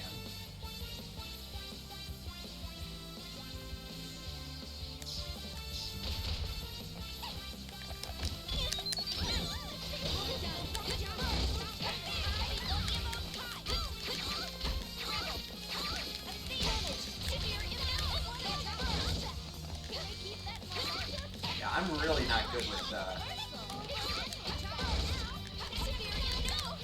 Oh, damn, am I gonna die? I hope not. I don't think so, though. I think I got this. Yeah. Yeah, there we go. There we go. No problem. No problem. No problem, right? Yeah, it's fine. It's fine. I'm good. We're good to go. Oh, sheesh. Wow. You're definitely a pro when it comes to fighting. I'm sorry. Are you all right? Yeah. But boy, I didn't stand a chance against you. Hey, what's all this about you being a robot? She is upset by her loss, but seems cheerful. She didn't show this open-mindedness before the fight. Perhaps, as with Kanji-san, I could make peace with her by... No. It is in vain of me to think that is possible. Her words echo in my mind. It doesn't even count as self-sacrifice for a machine. It's just what you're programmed to do. I hate to admit it, but her observation is correct. It may seem like a ridiculous machine to you, but I'm still... Huh? I never said that. Wait. You're not acting like you did before the fight. I'm surprised that you're a robot, but what gives? Chie-san looks stupefied. Her expression confuses me as well. She stated it clearly, yet she doesn't remember? Then something hit me. Didn't things go similarly with Kanji-san as well? Could it be that something was done to the participants? No, I should avoid drawing conclusions based solely on speculation. Besides, there's something I must do first. That reminds me, I haven't introduced myself yet. My name is Aigis. Okay, Aigis. Like, why do you... Like, she obviously knew things about you that you couldn't suppose. Like, you know... Like that you're a weapon intrinsically or anything like that. Yeah. Looks like we let our fists say too much before we opened our mouths. I saw the introductory video. You're Chie Satonaka, correct? Yep.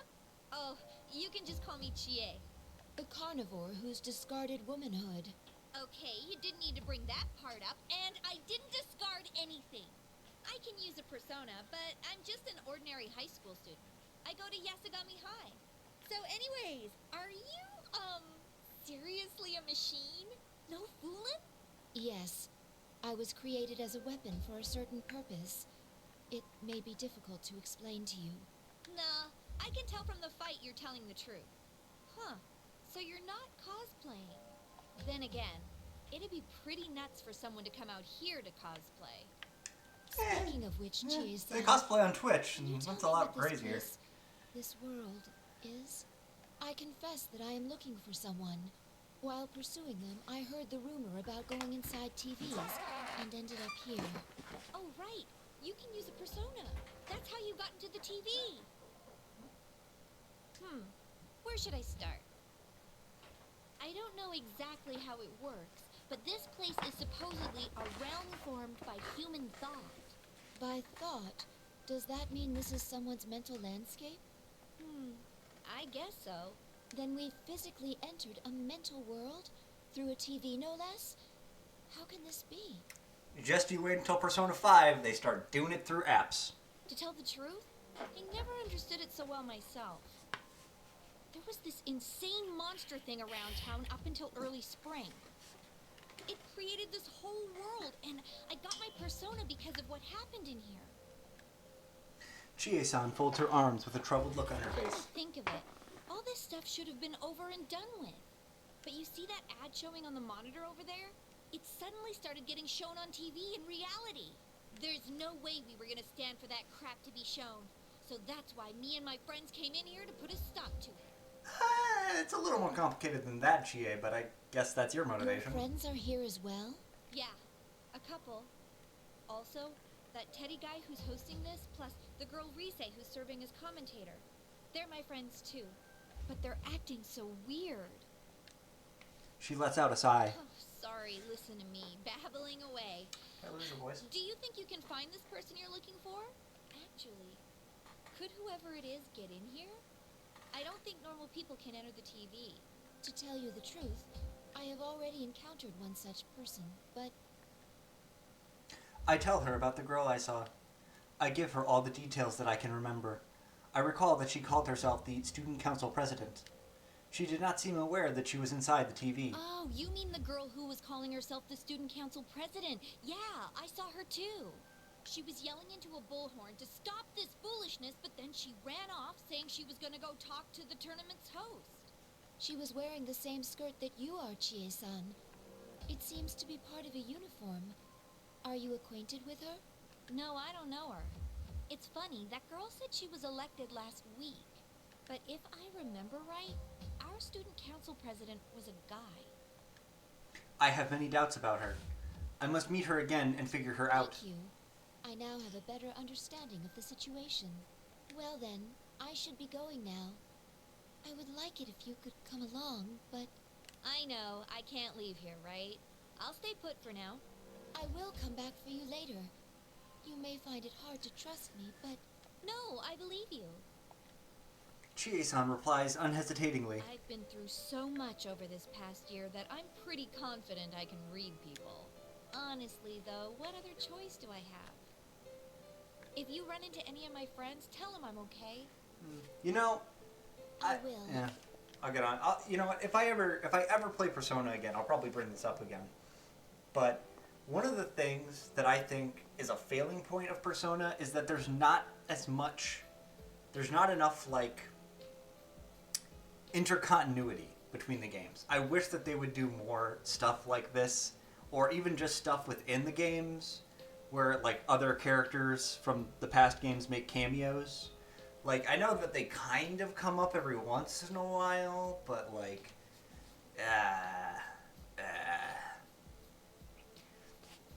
After wiping the dust from her right hand with her sleeve, Chie-san extends it to me. Aigis-san, right? So, if this was some fighting manga, we'd beat the tar out of each other, then shake hands in the end as Manga? best friends. A powerful enemy can become a powerful friend, you know? I clasp her hand. She smiled in embarrassment. Friendship can do amazing things. I saw that for myself last year. And you and I can be friends too, so, you don't need to talk like you're just an object.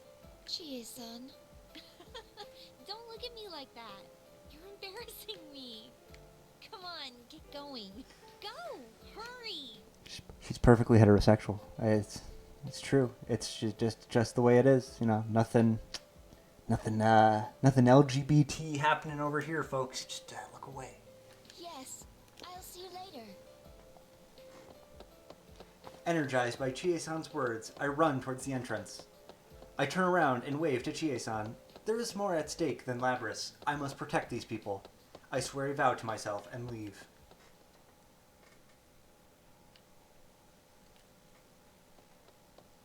Oh yeah, boy howdy. Oh, yeah. I'm not gonna spoil it, but basically, boy, I really am gonna have to brush up on my speaking. As I exit the gymnasium, I remain cautious while running down the hallway. Suddenly, I pick up a response to my transmitter, which has been silent until now. I stop and focus on picking up the signal. Aigis, Can you hear me, Aigis? The staticky transmission soon becomes clear. It is a voice I recognize very well. Tsuru-san? Good. It seems you're all right, too. It's been quite a while since I last used my persona in this manner. To think it would be useful in a place like this. Is Akihiko-san with you? No, we were separated, but I can still sense it. I doubt he'll be defeated that easily. She is speaking not out of carelessness, but trust. I know because I feel the same. I'm sure you're aware by now, but although we came in search of Labris, we appear to have been dragged into another incident. Don't worry about meeting up for now. Under the present conditions, we'd only end up fighting amongst ourselves. Understood. I don't know how Labris ties into this situation yet, but be careful. Before I can answer, the static grows louder and the transmission ends. Knowing that Mitsuru-san and Akihiko-san are okay gives me room to breathe. The invisible walls are everywhere along the hallways, forcing me down a particular path. I follow the route. Soon enough, I can see the shoe lockers up ahead. It seems I am back at the entrance. When I reach the entrance, the monitor nearby turns on as if it were waiting for me. As usual, it is General Teddy. I take a defensive stance. This appears to be the arena for my next battle. You're pretty good for a latecomer. The instant General Teddy appears on TV, my sensors pick up that noise again. My suspicions turns into certainty. General Teddy is doing something before the matches. Whatever it is makes the opponent belligerent or something similar. I can assume that neither Kanji-san nor Chie-san were acting like themselves before the battle. That would explain why none of our stories were consistent afterwards. Well then, bring out the next opponent! I like that I have to keep learning the same thing over and over again. Yeah, it's real fun. But it's whatever. I'll deal with it. I hear light footsteps. A young man wearing his hat low arrives. Naturally, of the three of you, you're the one I encountered first. Small young man. He shrugs his shoulders and pulls the brim lower. This boy was also in the promotional video. His name was Naoto Shirogane. I bring myself to high alert. He said, 3 of us. You know about us? On hearing my question, he smiles cynically. Did Mitsuru Kiwijo not inform you? I don't merely know about you. I was there at the airport. The Kiwijo group seems rather lax for a multinational corporation, allowing a machine to act autonomously and take command. To be frank, watching you fills me with pity. Perhaps the kindest thing to do would be to give you a merciful end. Pity? Your existence is inherently a deception, isn't it? You're a machine, and a weapon on top of that. Yet you look human. Those who meet you think you're human. You even seem to believe it yourself. Truly pitiful. I pity you. Wesker, I pity you. Yeah, that's it. I have no answer to this. As much as I don't want to believe it, it's all true. You were built to consider yourself human in order to activate the ability to wield a persona. Your appearance and your heart are only prerequisites for that power. I'm sure you've realized it already. You will never find the means to cross the gap between the human heart and your mechanical frame. Yeah. No matter how much you want love, you'll never earn it. At best, people grow fond of you. He sounds as if he knows for certain. I hang my head in spite of myself. The more I consider the matter, the more I genuinely pity you. I'd best hurry up and put an end to your pathetic life. Naoto-san draws his gun. Because my eyes are lowered, I am slow to react. I already knew that we had to fight, and yet, I curse my carelessness and quickly stand back up.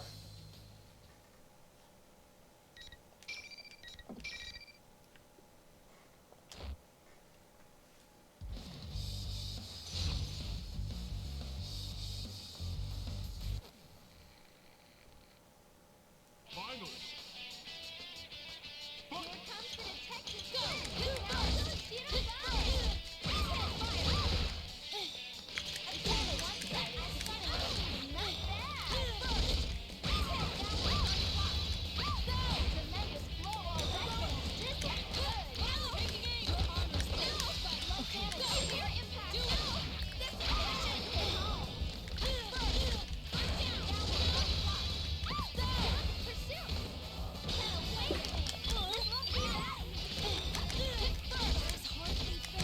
Here we go.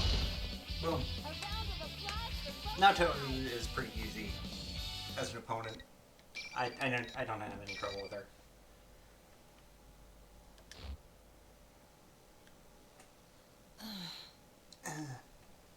Naoto-san slowly gets up. She is staggering and still slightly dizzy. I watch carefully for any change in her behavior, but I am surprised by what I hear Are you next. thinking what I'm thinking? The mastermind behind this tournament may have some means of fogging our senses. Were you suspecting that as well? Yes. Seeing me nod, Naoto-san Then smiles. we are in agreement. Its aim appears to be to make friends fight one another, though it's a mystery to me as to why it would do such a thing. Naoto-san brushes some dust off and walks over towards me. But the battle is over and the interference has been lifted. Given past examples, the pattern is clear. How about it? Why don't we talk things over? I have no objections. Naoto-san seems to understand everything. I nod my head, I am relieved. Naoto Shirogane. I work as a detective. I agreed to act as an observer for the police regarding the special cargo, met with Kirijo-san beforehand, and accompanied her to the airport. So that's how you knew about us. I recall seeing you in the introductory video, along with the other competitors. They're good friends of mine. I attend Yasogami High, the same school as them. I see. So after you finished your business and returned to your hometown, that video appeared on TV. Is that correct? That's right. At least that's what I should say if I wanted to feign innocence. What? The real reason I came here is because I was tailing you. It was for a secret investigation. For who? Naturally, I cannot reveal my client or what their aims are, but I'm sure you have your own secrets to keep. Does that really seem like a good thing in this particular situation, Naoto? Why gotta do it like that, Naoto? What do you think? As long as we're in the same boat, why not cooperate? You know what part of cooperation is? It's revealing all your secrets. I become tense when she mentions her secret investigation, but that is not important I see. now. It would not be wise to continue to stand in each other's way in this situation. I accept Naoto-san's hand and we shake. How much do you know about this world? Your friend told me it's a realm formed by human thought. In which case, why a school? This place varies according to people's mental state. When someone enters it directly, they have a much stronger effect on it. For a normal person with no persona-based resistances, a dangerous situation will arise where their shadow goes berserk. That happened frequently in the case I was involved with last year. This false school may have something to do with it. I consider Labris. According to her specifications, she should be able to use a persona. But did this come from her mind? Why a school? And why Yasogami High School of all places? She has no prior knowledge of this place. She has never even visited Iniba. But if that girl is Labris, she undoubtedly has a heart. I feel like I lost the voice. It is possible that something like what Naoto-san suggested could be I happen. assume you have a and could theory happen. already? Yes. Thank you very much. I believe I'm slowly starting to understand what's going on. I look down the path ahead. But before I go, I turn and ask Naoto-san a question. Would you mind telling me something? Why did you tell me about your secret agenda? I suppose because it wouldn't be fair otherwise. A wry smile spreads over Naoto-san's Given that face. I cannot leave here and must trust my friend's fate to you, it would be unfair to continue deceiving you. But not only that, you carry out your duties with little care for your true appearance. You and I are not on equal grounds there. My true appearance? Consider it a sign of my respect for that. I still seem to have a soft spot. Naoto-san's smile fades, and she looks at me solemnly. Aigis-san, I ask only one thing of you. Please save my friends. That is my intention. Thank you. I'll wait here, secure in knowing that. We nod to each other. Chie-san, Kanji-san, and Naoto-san are also different, but they are connected by a strong bond. Knowing that fills my heart with warmth. I'm curious, though. When you refer to your true appearance, do you mean the fact that you are a woman? What? Am I mistaken? Oh, well...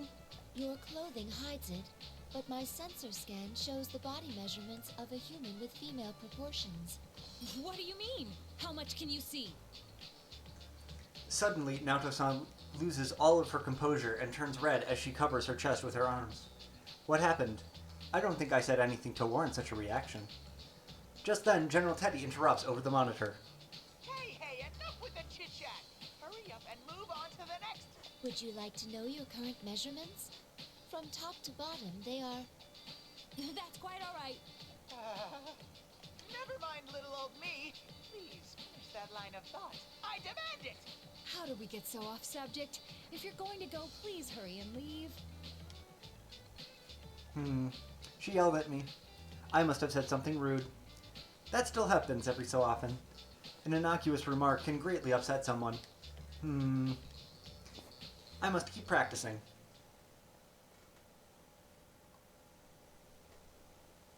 No, that was great. I climb the stairway and notice a silhouette in one of the classrooms. Looking carefully, it could be that student council president, Labris. I will be relieved if I have caught up to her so soon, but the hand I raise to knock on the door inadvertently stops. Wait, could she be my next opponent? She wasn't in the promotional video, but neither was I, yet I am being forced to fight in the Grand Prix. There is no point in worrying about that now. I cannot change the path I take, nor the opponent I must face. I prepare myself and knock lightly on the door. You're that girl from before. The girl turns and notices me. I set my foot in the classroom. There is no immediate interruption from General Teddy. It looks like he has not scheduled a match between us. I breathe a sigh of relief. What are you doing here? Ain't it obvious? I'm cleaning up the classroom. It's no picnic, what with people running wild and wrecking things. She takes down the chairs piled on top of each other and lines them up. After a few runs, she takes a breath. Though she is complaining, there's a gentle smile on her face. But I guess this is all in a day's work for a student council president. We'll look back on it and laugh, right? You seem like you're having fun. That's because I love my school. Even the chores are fun for me. The reason I wanted to be president is because of that. Oh, it can be rough when things get out of hand like this. But it's dangerous here. You must leave at once. Won't you come with me? She seems confused by my words and tilts her head to one side. What? You're worried about me? Hey, I'm the president. and you might not think so to look at me, but I ain't no slouch in a fight. I'll be fine. No, that's not what I mean. How should I put this? She still has no idea of the danger. She walks up next to me, takes a long look at my face, and giggles. Your clothes are pretty out there, but I can see you mean well. Thanks. Some of these students won't listen to a word I say, but I feel like I gotta be here. No, I wanna be here. Even if it puts you in danger? You're really a drama queen, aren't you? Who's to say I'm in danger for sure? Besides, Her eyes burn with affection for something dear to her. even if you're right, I'd want to stay here. There is no need to test her commitment. It is consistent with the facts of this world being created. Then, is she human? I always wanted to go to school with everyone, just like normal. That's all. Does that imply you couldn't do so before? You're asking me that now? Honestly? Back then, She stops abruptly. I wait patiently for her to continue, but her face twists with suffering. She puts her fingers to her temple. Her knees begin to buckle. What's wrong? Weird. The past. How come it's... She begins to fall, and I catch her. At that precise moment, there is a strong reading from my fingers as soon as I touch her. It's so strong, like touching a hot stove. This is the same reading as when I first stuck my hand into the TV. It is coming from a personality module, a piece of lost technology called the Plumes of Dusk by the researchers due to its shape. I have one inside me as well. This is not merely strong evidence, it is conclusive. There are still questions to be answered, but this girl can be none other than Labrys. At the very least, she is not human. Sorry, I'm not feeling so good all of a sudden.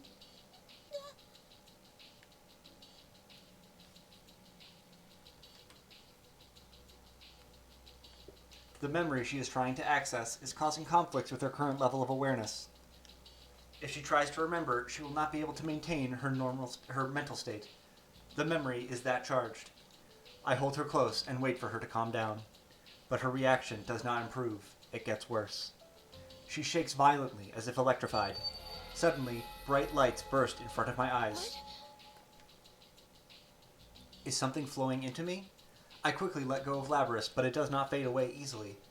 Images I don't recognize flow together in my head, one after another, at incredible speeds. Are these... Labrys's memories? The torrent of data finally subsides. I analyze the data to find out what happened, and then I understand. It did not flow into me. This data was already dormant inside of me. I am the last number of the Anti-Shadow Weapons Project.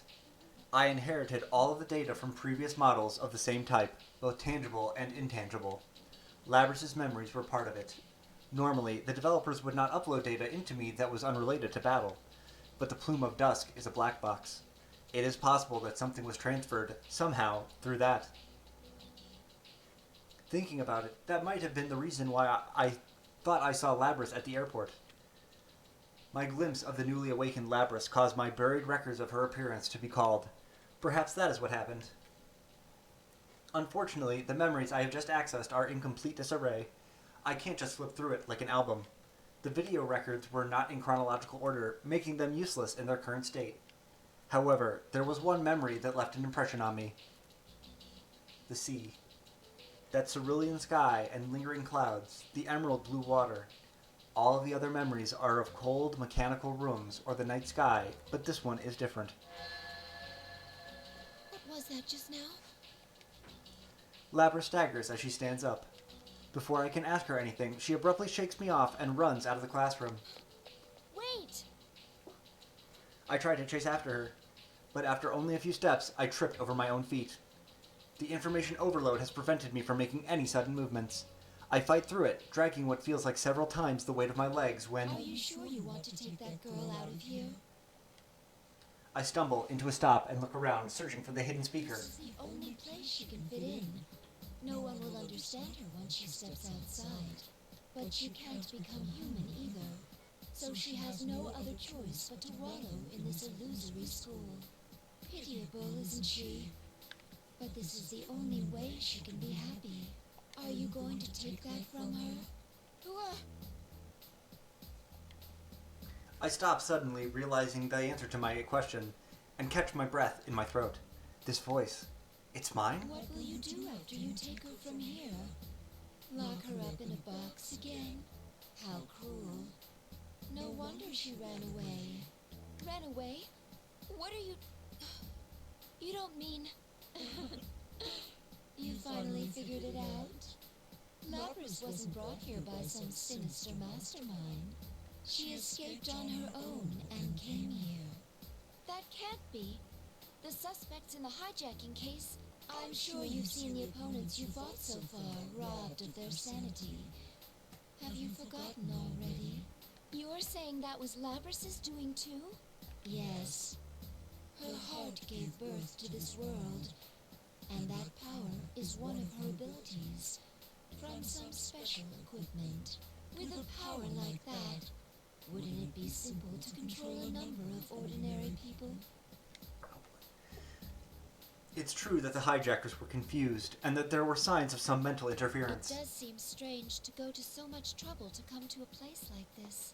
If she did in fact do this, then she must face herself. What gives you the right to say that?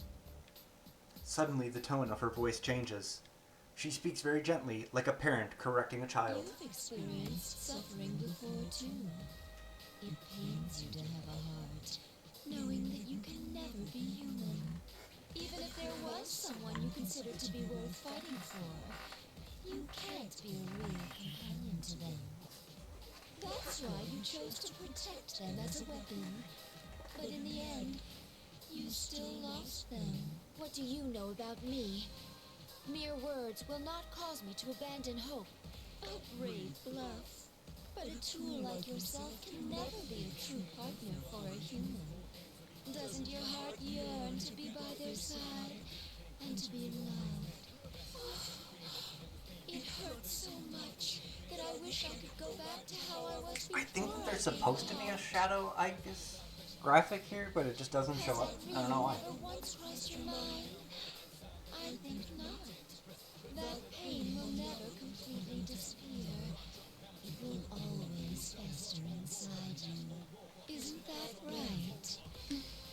Even if you take Lapras away, the same will happen to her. She'll become just like you. Is that a fate you want for her? You see, here you can have anything, as long as you look away from the truth. That doesn't just go for Lapras, but for you too. Even the things you have lost forever. Here, you can have them back. What are you? I cut myself off, realizing I am becoming fascinated with the voice. This isn't good. I cannot let the voice deceive me. I must get its speaker in my sights first. I carefully tune myself to the source of the voice and quickly turn in that direction. Oh, there we go. She just wasn't looking at her, for some reason. But the person standing there is me. Or rather, something that looks like me. At first, I think that the overload is still affecting my sensors, but that is not the case. I'll take away your suffering. Now, take my hand, Aigis. I smile and extend out my hand. I feel sick. This is very confusing. I don't know what to do. My mind advises caution, but my heart doesn't listen. But all of a sudden, a door opens in the corner. Pardon my interruption of this seemingly trivial conversation. This unexpected event brings me back to reality, and I realize that I was nearly seduced by its promises. On a second look, I can see a woman beyond the doorframe. That distinctive blue dress. I recognize the attire of an elevator girl. Her name was Elizabeth-san, I believe. But why is she here? Elizabeth walked right in and stands in the center of the room. There is nothing outwardly abnormal about her pose, but it is imposing as a battle stance. She opens her thick, leather-bound book, then smiles dauntlessly at the other me. Excuse me, but I would like a word with this lady over here. Would you mind leaving? Who are you? If you don't leave the two of us, I I must resort to giving you a hearty thrashing with my book. It's a hardcover, leather-bound edition, and is quite powerful. Enough to do over 4 digits on average, I'd say. It's a reference to when you fight her in Persona 3. She's the bonus boss, and she fucks you right up. Without warning, the pages from the open book overflow with light. I don't believe this. The other Mii's face flinches in pain, and she vanishes into thin air while spitting a curse. Did she cease to exist? I can no longer pick up any readings on her. The tension leaves my body, and I collapse to the ground. While I am there, Elizabeth walks towards me. I first met her 2 years ago. Her attire is somewhat strange, but the place I met her was even stranger. A blue room. That is the only way to describe that mystical space. Its residents called it the Velvet Room. I do not believe it is at all part of the real world. There, Elizabeth was one who governs power. She helped me to grow spiritually by introducing me to the power of personas. I never imagined that she would leave that room, let alone that I would run into her here. Yet, her appearance here has saved me. I'm sorry for that. Thank you for saving me. Did I save you? She stares straight at me, then lets out a long sigh of disappointment. I was on a journey for personal reasons, but I sensed some extraordinary powers clashing against each other and came to see what all the fuss was about, only to be met with this bitter disappointment. I am baffled by her candidness. Please stand. Have you already forgotten the enlightenment you gained before me once? Has it escaped your prodigious goldfish-like memory? It seems that I must once again ascertain what you are truly capable of. Yeah. She speaks in tones as if she is engaging in everyday conversation and opens her leather-bound book again. I suddenly feel the deadly force of her intent, fierce as a gust of wind. Something about me has disappointed her, I know that much, but I clearly have no time to ask her what it is. Well, here goes. The cards will decide your fate.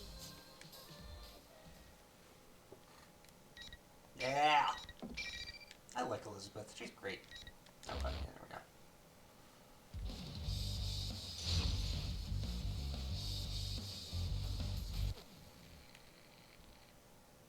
Finally! My other self! No! Oh, damn. My other self! Let's change things up. First! Down! Fire! I summon you! You're so First! First! Then your fate is in the card. Simply first! Then attack! That's unexpected. Please hit! Fire! Go! Wings don't hold back. Impressive. From this moment forward, hit first! Please hit! Fire! Impressive. Hit first! Down! Fire! Oh my. There we go. Boom. No problem.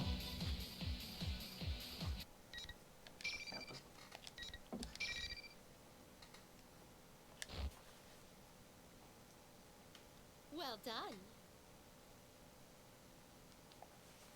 Elizabeth stands from her kneeling position. Though she lost, she did not so much as break a sweat. While I, for my part, am detecting strain on my entire drive system. I can see myself lacking the energy to even speak, reflected in Elizabeth's clear eyes. You are indeed neither man nor any ordinary machine. You are truly singular. But then can anyone be said to be the same as anybody else? People anguish over the gulf between themselves and others, and the lack of any who could possibly understand. How is their situation different from yours? What defines life is not death, but bonds. That is the answer you once reached. Then take that to heart and go forth. Remember that your bonds will remain unbroken, giving you the strength to withstand any suffering. My bonds. I too am. I'm gonna keep going. We're gonna go until we finish, I guess. But I anticipate that you will become a compatriot of mine, unbound by the limitations of time. I hope that you will not be led astray by trivial things. With that, I bid you good luck. Elizabeth bows and finally shows me her smile. Immediately after, she turns on one heel and walks towards the hallway. I suddenly remember. There are rules to this tournament delineating behavior after a match. Such parlor tricks can get stuffed. I shall be on my way. True to her word, she leaves the room with no more trouble, and closes the door with an exaggerated slam. Those walls were nothing to her. Come to think of it, Labrys didn't seem subject to those rules either. They only apply to participants in the tournament? No. In Elizabeth's case, it simply does not matter to her. She remains a complete enigma. I find it amusing, which allows me to feel more It relaxed. may be true that this world can grant one's true desire, but I want Labrys to see past herself to a world where other people matter. Even if one discards their bonds to avoid pain, all that awaits is a numb, desert-like future with no promise. I thought as she did once, so I'm sure I can understand her. I too felt the same as Labrys when I went through an incredibly trying ordeal. If there's no one to stretch out their hand to her, she'll hide herself deeper within her blockade. Labrys has fallen into a trap she cannot escape on her own. That is because the key to extracting oneself is the realization that one is not I alone. want to form a bond with Labrys, with my sister. I want to teach her things that she cannot learn if she is alone. Saying it out loud helps to strengthen my resolve. I change my approach and focus on searching for a way to save her. Still, that thing looked like me. Was that what Naoto-san meant by a shadow going berserk? My own shadow. Thinking of it that way sheds some light on things. Of course, I can control my persona and have some tolerance for this world, but the heart cannot be easily stabilized. If the same thing happened to Labrys, I suddenly realized the dangers involved. I impatiently suppress these thoughts and dash out to the hallway. Sure, let's put a bookmark in.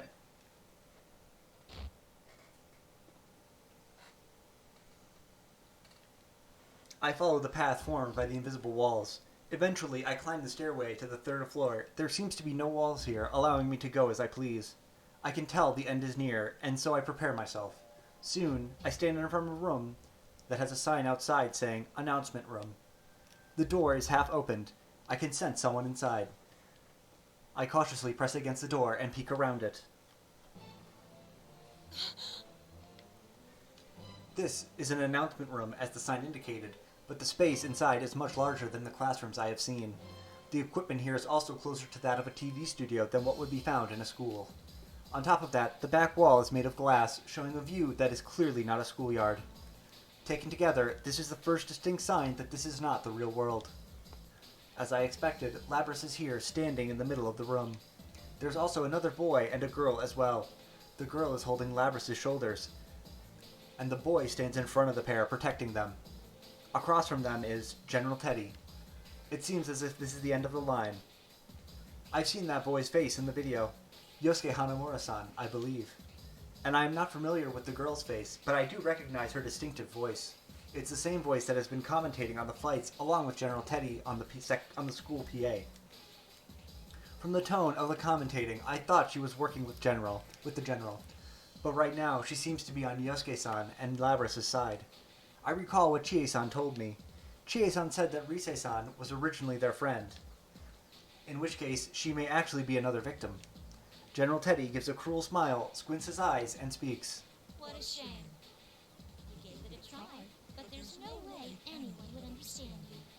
Huh? General Teddy's voice and tone have undergone a remarkable change. Listening closely, this voice is...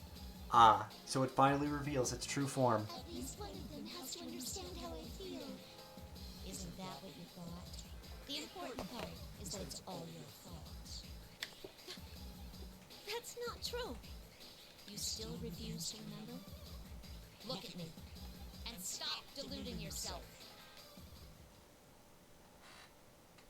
Yeah. Transformation. You've seen it. You've seen I'm the it. shadow. The true self. No way. She has my face. But the face is the only thing that is the same. The rest of her body is covered in metal. There is no doubt that this is man-made. Labrys lets out a short scream and backs up. I'm not like that. Calm down.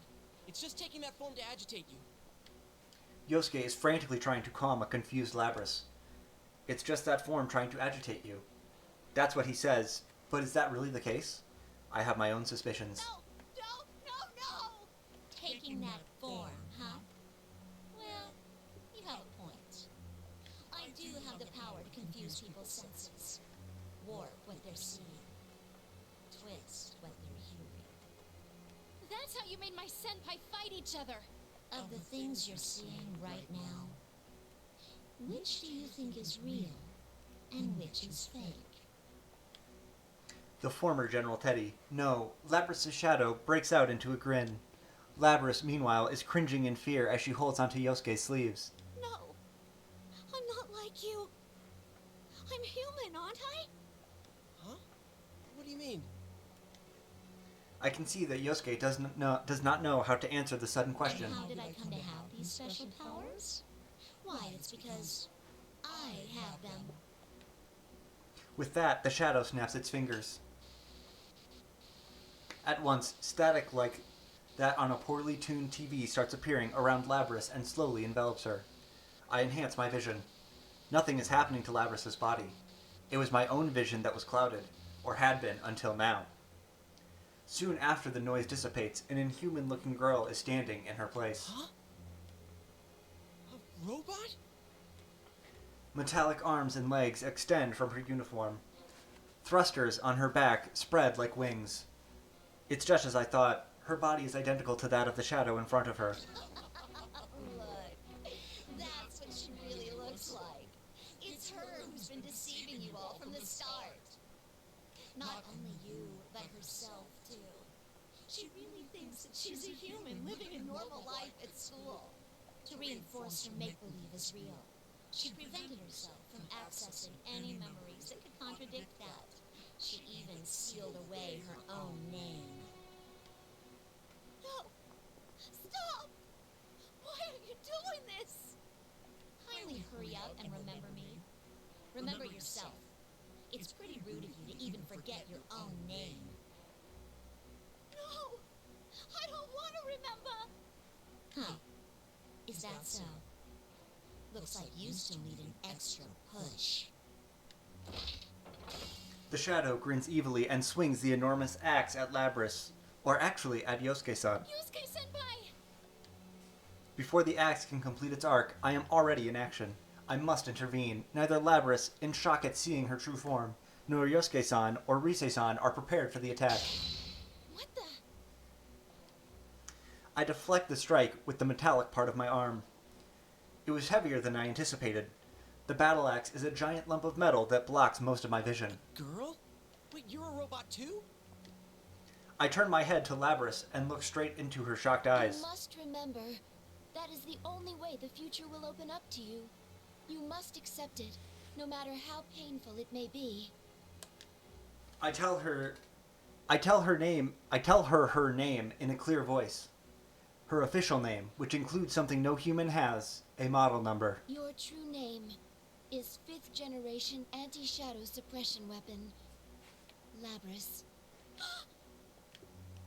Labrys quivers violently, as if an invisible arrow had pierced her chest. There you go, to be continued. Alright, that's it. Oh, Labrys' story. Boy, oh boy. I hope you guys are ready for a female Brooklyn accent.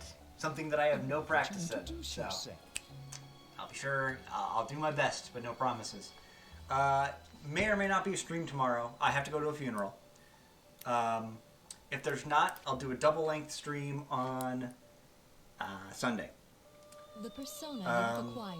Alright, but thanks for coming out. Thanks for joining me. I had a good time. I really love playing this game. Perhaps you can think of it as It's all super weird and fun and very interesting, in my opinion. I like the idea of a fighting game with a really solid story. So yeah. Anyway, I will catch you next time. Maybe tomorrow, maybe Saturday. Irregardless, have a good one. See you guys later.